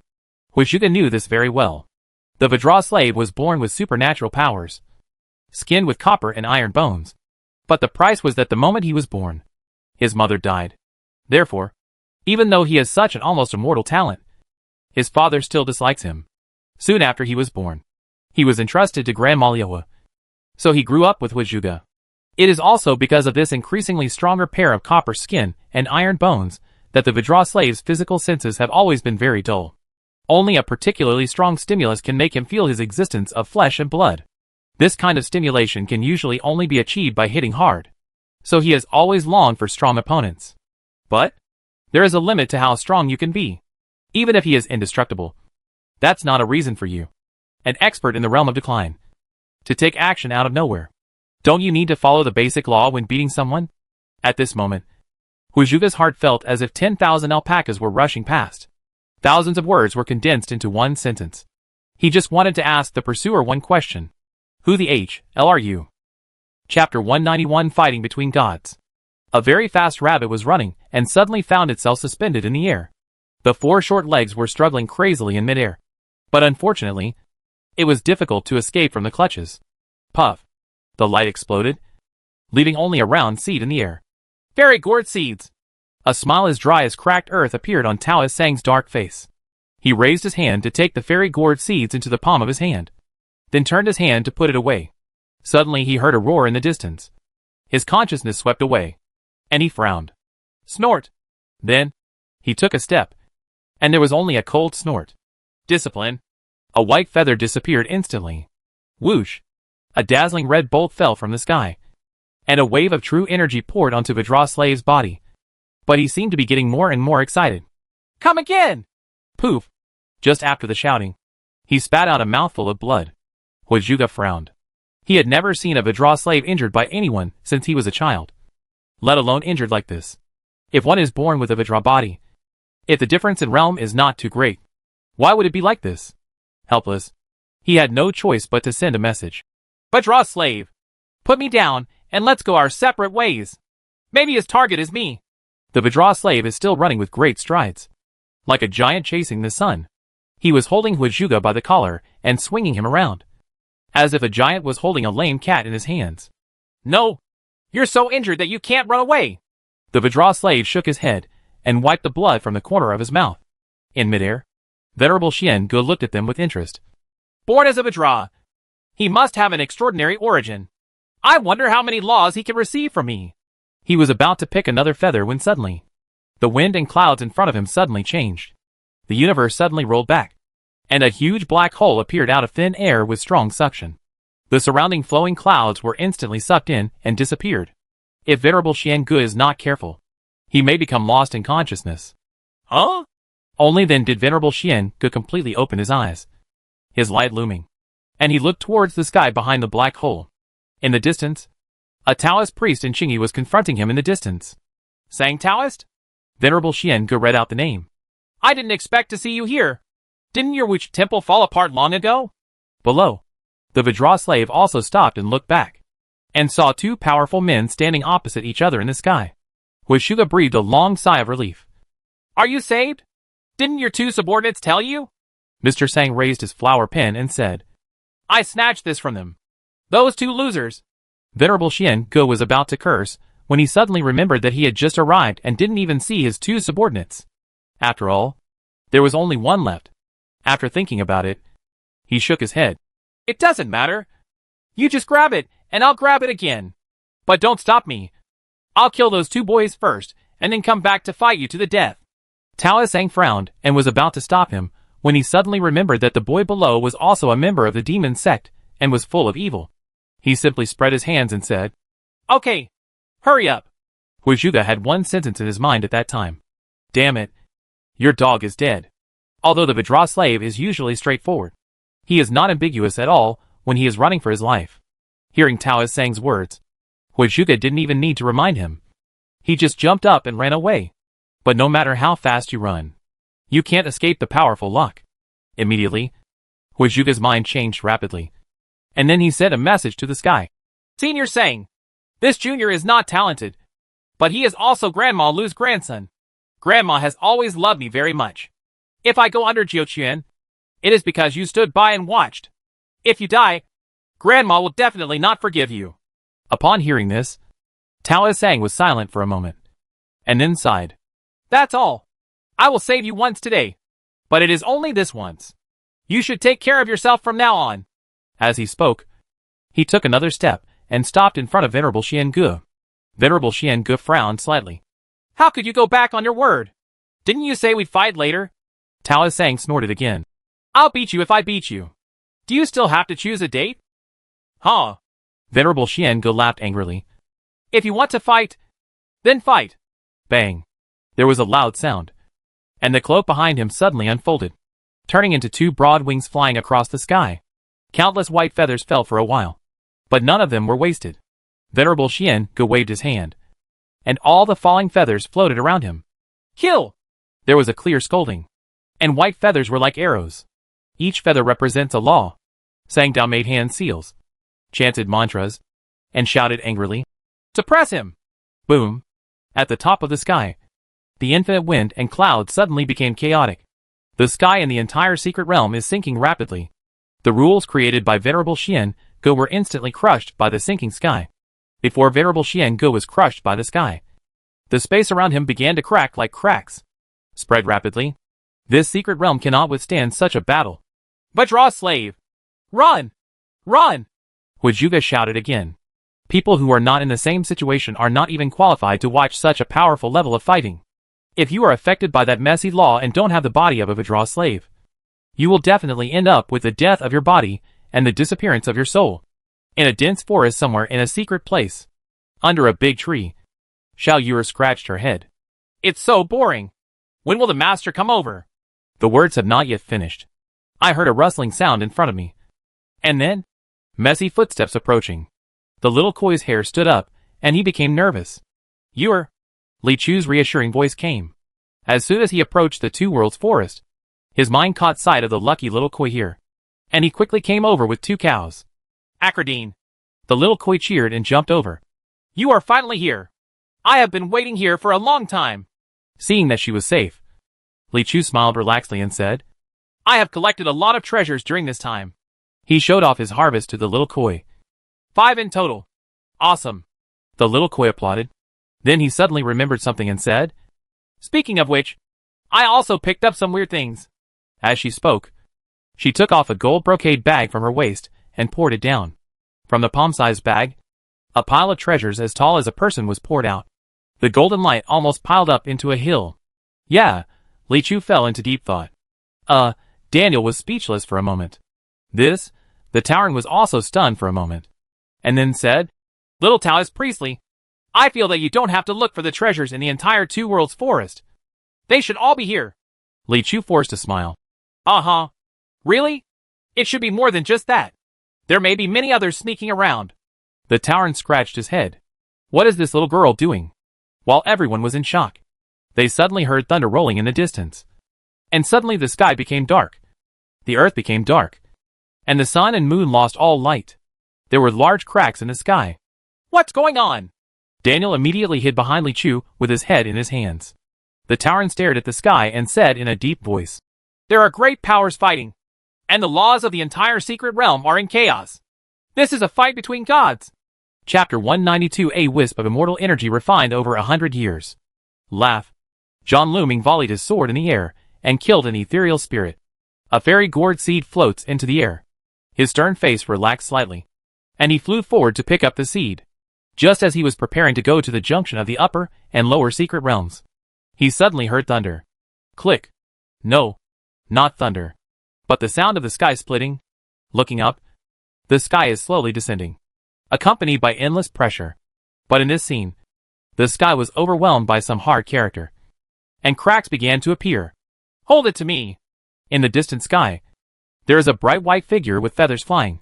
Venerable Xian Ge raised his hand and summoned the 2 highest peaks in this world from the left and right sides. He turned his palm over, causing the 2 peaks to overlap and reach the sky. Boom. He used these 2 peaks to withstand the pressing sky. At the junction of the mountain peaks and the sky, dark cracks appeared in the blue sky, while the towering peaks were slowly crushed and crushed. The head seemed to be swallowed into the dark hole. Tao Sang's black face was neither sad nor happy. Like a god from the ancient well, his left hand kept pulling down the sky, and his right hand lightly slapped. Wind. Boom. A long wind blows from south to north and suddenly sweeps across the sky. This is not an ordinary wind, but a strong wind from the sky. Roaring from the shattered black hole, Venerable Xian Ge raised his eyebrows and gently uttered 2 words. Barrier. Call out. A white feather instantly lit up with brilliance and turned into a golden light curtain, covering his whole body. Bang. The strong wind hit the barrier, causing ripples, but it was like a stubborn stone in the rapids, unwavering. In this brief moment of confrontation, Venerable Xian Ge was always on the defensive. Until now, he seemed to have finally figured out the details of his enemy, with a sharp light in his eyes. He gently picked it up with his finger, and another white feather flew up. Weak! Boom! Taoist Sang was standing high above. With this sound of falling to the ground, his body suddenly sank, and his momentum plummeted instantly, and the sky that was slowly pressing down suddenly shook, as if it was about to collapse. Taoist Sang frowned slightly, only to feel that his true energy, spiritual consciousness, and blood energy were all bound by the law, weakened by more than half. The magical power of this great demon from the western regions is really tricky. But he remained calm in the face of danger. He no longer wanted to simply rely on his own Taoist advantages to directly crush the opponent. Instead, he changed his hand seals. Wood! Rumble. With a command, the flowers, grass, trees, and trees in the entire secret realm simultaneously released a strong or light green aura, and then became sluggish. All the trees in the east listened to this command, and the mighty green energy surged upward, twisting into a big hand that covered the sky and the sun. With one hand, he knocked down those two mountain peaks. In an instant, it felt like the sky was falling. Venerable Xianji's body was about to be crushed by the collapsing mountain peak. Not to mention that there was a giant palm on top of the mountain peak. He can hardly avoid it. However, I saw a purple light rising into the sky. When the rumbling rocks fall like rain, when the giant palm that covers the whole day falls from the sky, the boom, the whole secret realm trembled. However, the figure of Venerable Xian Ge was transmitted to the more distant sky along with a vertically falling purple light. It's impossible to catch me. There was a sneer on his lips. Is this the strength of the mighty? The mountains, rivers, vegetation, and even the heaven and earth are within their grasp. Huizhuge looked at the fierce battle in the sky and silently compared himself with the sages of the Yanyu sect. No, if they were in the outside world, they shouldn't be able to do it so easily. It's because in this secret realm, the great Tao of heaven and earth is incomplete, so they can do whatever they want. Watching the battle, the Vidra slave also scratched his head excitedly. I really want them both to come and beat me together. The wounds on his body, that were dripping with blood just a moment ago, had actually begun to heal now. It's really hard to envy his incredible physique.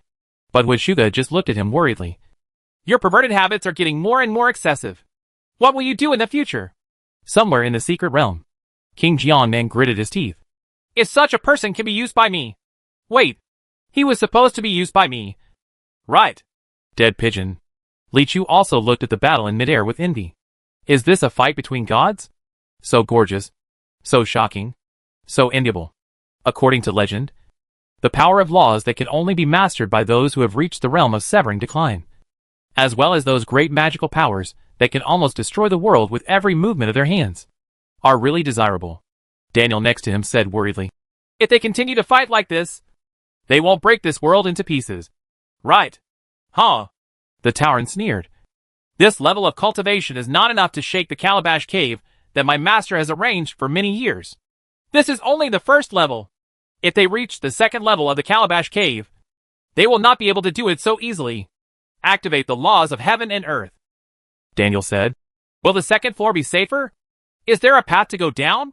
The Tauren replied. In the forest of the two realms, there is a huge gourd vine.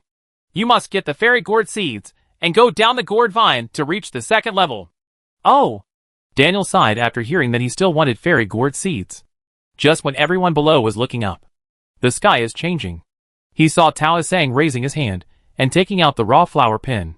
His face was solemn. But for the first time, murderous intent appeared in his eyes. It seems that he is going to use some means that can kill him. Venerable Xian Ge also felt a chill in his heart. Although he had repeatedly cracked Taoist Sang's tricks just now, it was not easy either. After all, Taoist Sang has been practicing for a long time. More than 1,000 years more than him. And his Taoist practice is even deeper. Without giving him much chance to breathe, Taoist Sang raised his pen and drew a stroke in the air. At the same time, his left hand shot out a stream of clear energy. When Venerable Xian Ge saw this, the white hair all over his body exploded at the same time. And he exclaimed, It's immortal energy. You have refined the immortal energy. As we all know, refining immortal energy is a method only available to land gods. But usually in the later stages of the decay-destroying realm, or at the peak of the decay-destroying realm, cultivators may have the ability to refine immortal energy. When he really succeeded in refining the first ray of immortal energy, It meant that this person had already glimpsed the path to becoming a land immortal. There are 2 levels of immortality, and no immortality. Immortal energy is extremely rare, even for the vast majority of land gods. It would take 10 or even 100 years to refine such a small ray of immortal energy, and they would not be willing to use it. But as long as there is such a piece of immortal energy in his hand, it means that he has the opportunity to display a real immortal method. Invisible deterrence is sometimes more important than actually killing the enemy. But at this time, Taoist Sang actually took out this ray of immortal energy without saying a word. No wonder Venerable Xian Ge was frightened for a moment. Taoist Rusang showed off this immortal energy before, but he didn't dare to fight with him at all. Ha ha! It took 100 years for the stupid demon body to refine the first ray of immortal energy. Sang Taoist said slowly in the air. I will test you today to see the power of a true immortal. Immortal chi still needs to be used in conjunction with the use of immortal magic. If there is no immortal method, there must be an immortal weapon. At this time, Taoist Sang happened to have an immortal weapon in his hand. Gifted pen. He drew a curve in the air with his wonderful pen, and then injected the immortal energy into it. A clear cry. Qinglong! This is the purpose of the flower brush. And there is no need to draw it very vividly, because as long as the immortal energy is injected into the soul, the caster only needs to imagine it in his mind. Whatever you want can appear out of thin air with just a swipe. This is immortality. Only by clumsily spending energy, blood, and longevity can the painting be perfect, because that is ordinary. Laugh. Following Taoist Sang's order, the cyan curve in midair turned and suddenly stretched out. The word Qinglong shocked the world. Don't! Venerable Xiang Ge shouted loudly when he heard this. But it was already too late. The 4 images in this world represent the living laws of heaven and earth. Boom. Qinglong is born. The rest of Venerable Xian Ge's voice almost sounded like crying. How can you kill someone who is just joking around? Chapter 193. You have to thank him for saving your life. John Luming, who is below, has a different perspective from everyone else. In his eyes, for the first time, traces of death appeared, and stars appeared. Only, this omen of death was not that of Venerable Xian Ge, but that of Taoist Sang. That's right. Above Mr. Sang's head, the cyan stars were faintly twinkling. And why does it look familiar? It seems that the death omen I saw last time in Shilin County was this one? Yes. He has a flower pen in his hand. He should have been to Shilin County last time. But so powerful.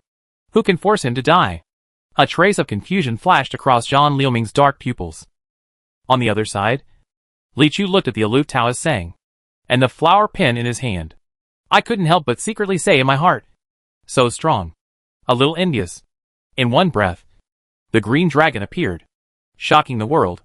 Different from other relics of the prehistoric times, the 4 elephant divine beasts appeared in this world when the world first opened and symbolized the reincarnated spirits of the law.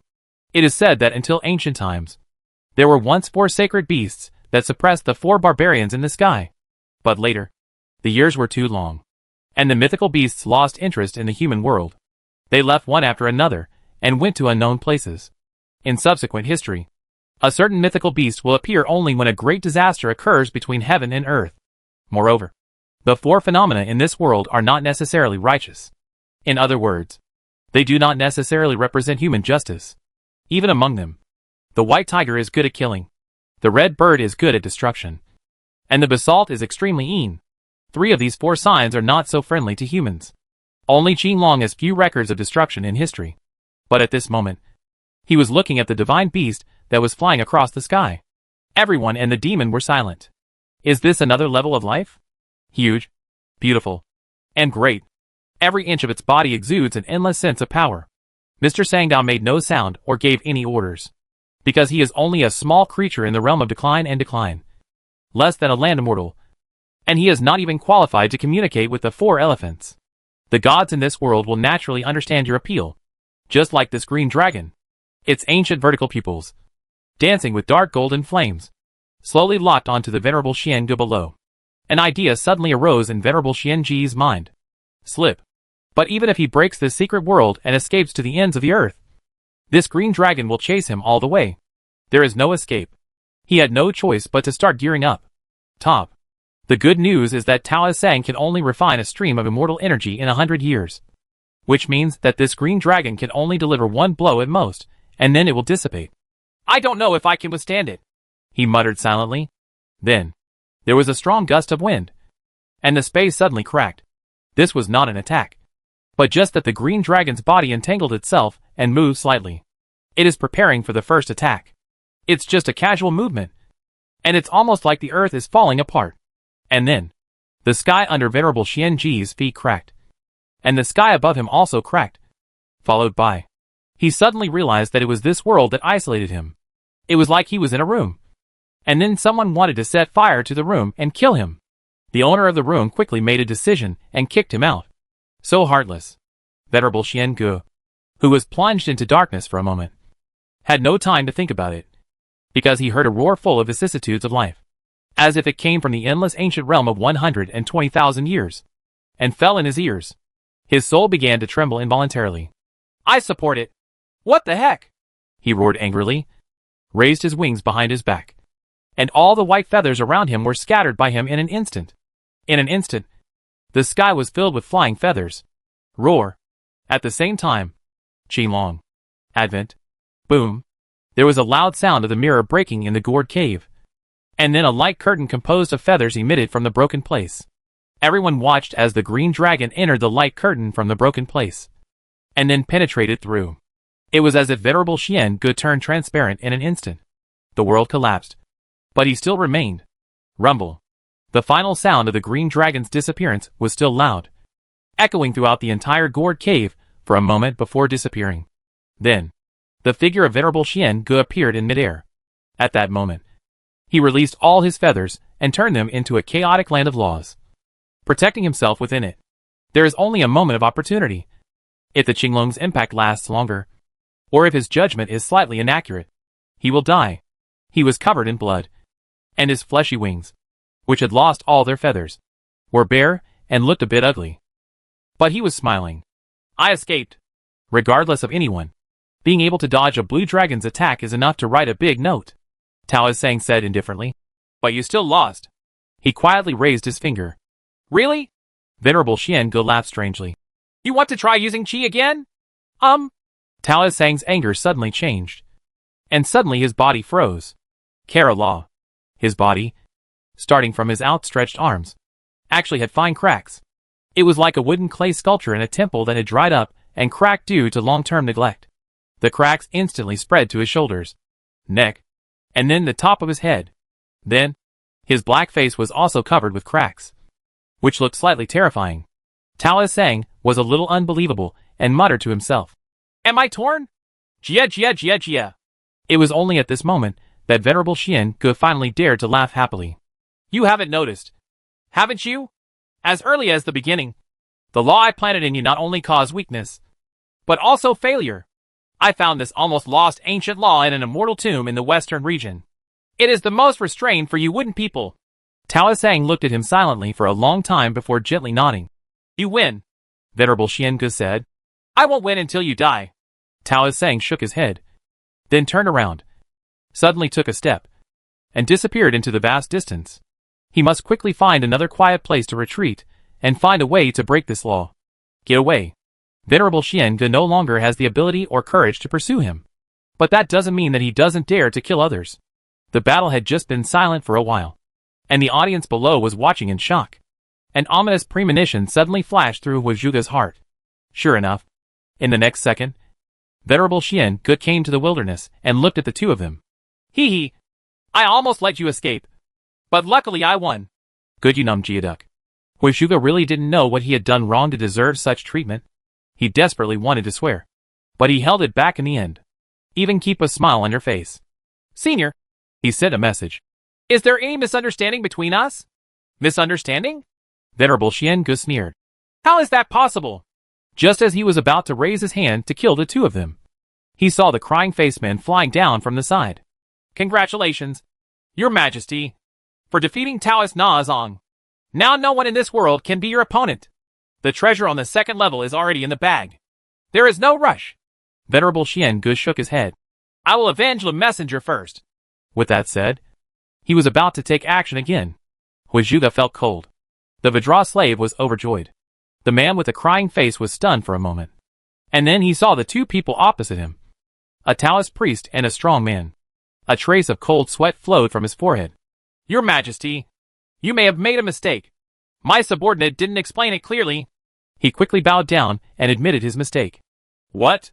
The Taoist priest who killed the messenger was an extremely handsome Taoist priest with extremely strong cultivation. Not this loser, said the crying face. Hey, why are you swearing? When Badranu heard him calling Huajuga a waste, he was immediately furious and wanted to step forward. Don't move! Huajuga grabbed him. That's a good scolding. I'm a waste! He even wanted to applaud Crying Face Man. Venerable Xian Gu scratched his head and thought. Forget it. Let's kill these two too. Otherwise, wouldn't I be embarrassed if the news spread? My grandma is Grandma Liehua of the Yin Yu sect, and his father is the Golden Bodhisattva of the Yin Yu sect, Huajuga said heavily. Senior, if you want to kill us, you must be prepared for a war with the demon sect. Gu. Venerable Xian Gu frowned. If the other party really killed one of his own, he wouldn't be afraid. If you have wronged someone, then there is no need to get into trouble because of it. After thinking for a while, he waved his hand. Okay. He looks extremely handsome. Right. As he spoke, his consciousness rolled over the entire secret realm again. Seeing that the battle was over, John Looming took the collected fairy gourd seeds and rushed to the junction of the secret realm. While walking against the wind, suddenly a round of white stars suddenly fell from the sky, wrapped in endless death energy, big and round. It came so suddenly. There is no doubt that this sign of death can only belong to the only powerful person here. Only Xinglong Dashishi didn't kill him before. But what force threatens his life now? John Looming was confused again. Found it! Venerable Xian Gu shouted loudly in midair and fell to the ground with a huff. Ah! The two cows were startled for a moment, and the little koi's hair stood on end. Li Chu's pupils also tightened. He had just witnessed such a devastating battle below, and now the winner of the battle suddenly fell in front of him, and no one could help but be nervous. But he still took a step forward, protecting everyone behind him. It was you who killed my subordinate? Venerable Xian Gu looked at Li Chu's face and nodded. It was definitely you. I can't help it. This face is so recognizable. You can't hide it even if you want to. Your subordinate? That fool who laughs all day long. Venerable Xian Gu said casually. Li Chu was silent. That was indeed his doing. Ha ha. You can die quietly. Venerable Xian Gu raised his hand. Of course, Li Chu couldn't accept his fate. Even if he was defeated, he would still try with his sword. Just as he was about to draw his sword, a voice suddenly came from the air. Wait a minute! Boom! Before he finished speaking, a figure in white robes suddenly fell to the ground. When the smoke and dust cleared, we could see clearly that this was a middle-aged man wearing a brocade white robe, with a straight nose, a broad mouth, and a decent appearance. At this time, he unreservedly released all his energy as a deterrent. Venerable Xian Gu frowned again. This person's cultivation level is close to the peak of all things. If it were before, he definitely wouldn't care. But he had just experienced a fight with Taoist Sang. Although he had a small victory, he had used up all his cards and was scarred. In addition, human cultivators have always had the most complex magical powers, spells, and magic weapons, and they can often fight across borders. Therefore, Venerable Xian Gu was still a little afraid in this state. So he asked one more question. How are you doing? I don't care about the civil strife among your demon clan. This son is the genius of my human clan. If you want to kill him, you have to get through me. The middle-aged man in white robe just said a few words, which was righteous and resounding. Li Chu couldn't help but be moved by it. It is indeed Chao Tian Ke who is responsible for the morality of the human race. Venerable Xian Gu remained motionless and silent, staring for a long time, invisibly testing his energy several times. Finally, he seemed to be sure that the white-robed middle-aged man's fighting intention was not a bluff. Li Chu. He is safe. Then he raised his finger and pointed at Li Chu, and sneered. You have to thank him for saving your life. But in just a moment, John Looming was surprised to find that the mighty sign of death belonging to Venerable Xuanga actually slowly retreated. It is quite similar to the scene in Xiling County last time. It's wired. I wonder what saved it. On this side of the carriage, Venerable Xian Gu spread his wings and threw them high into the sky again. Before he left, he looked at the man in white robe coldly and asked, Do you dare to tell me your name? Ha ha. The man in white robe laughed loudly. I am not talented, but I am the commander of Chaotian Palace in Hangzhou. Duan Zhang. Chapter 194 Ding dang dang dang dang dang dang. The gourd has always been a magic weapon deeply loved by the great masters of the past. There are records that can be traced back to the beginning of the world, when Taishang Laojun first sacrificed it and refined it into a magic weapon. The reason why it is so popular is that it is convex at the front and curved at the back. The two sections are round. The center is tight and narrow. And the curve is amazing. And it has a wide range of uses. Not only can it be hollowed out into a container, but it can also be cut into a scoop. Don't you think he was the #1 scooper in the world back then? And his reputation spread all over the country. And since this secret realm is called Calabash Cave Heaven, it naturally has more than one world. Compared with the mountains and wilderness of the first level, the second level of Secret Realm is wider, but also more mysterious. At the end of the two worlds forest, there is a huge cliff with nowhere to go and nowhere to go. Human bodies walking on the edge of this cliff are as small as ants. There are 7 extremely thick gourd vines clinging to the mountain wall. Each one is nearly 10 feet in diameter and has grown for an unknown number of years. They hang crookedly on the edge of the cliff, and the lower part extends into the vast mist under the Rift Valley, with no end in sight. At the end, there may be another world. One day, an ant stepped on the edge of one of the vines. King Jiangnan looked at the rolling sea of clouds below and showed a wanton smile. Even if you fight to the death, what's the use? I won't be the first to get the fairy gourd seeds and enter the second level of Secret Realm first. Wait until I get the most secret treasure and control this world. With a few sneers, he lifted up the fairy gourd seeds that had been silently heating up and found the red vine. As blessing reached his heart, he followed his inner thoughts and jumped down the vines. Boom! The figure instantly fell into the sea of clouds, causing waves of fog to rise. Just after the first immortal gourd seed descended to the lower realm, the sea of clouds under the cliff suddenly surged, and a thick and huge cloud rose into the sky above the cliff. For a time, everyone in this world could see it. The clouds gradually dispersed, revealing the scene inside, but it was not very detailed. Only a perspective around the figure. The figure was a tall doll wearing a small red cardigan, with wide leaves surrounding his lower body, and a small red gourd on his head. Li Chu looked at that figure and felt that it looked familiar. The big guy next to him recognized him at a glance. Isn't that King Jiangnan? Yes, that baby's face is none other than King Jiangnan. That day, Li Chu rescued a person who looked very similar to him from the dungeon of the alien demon sect. However, the two people had very different temperaments, so they only felt familiar at this time, but did not fully recognize him.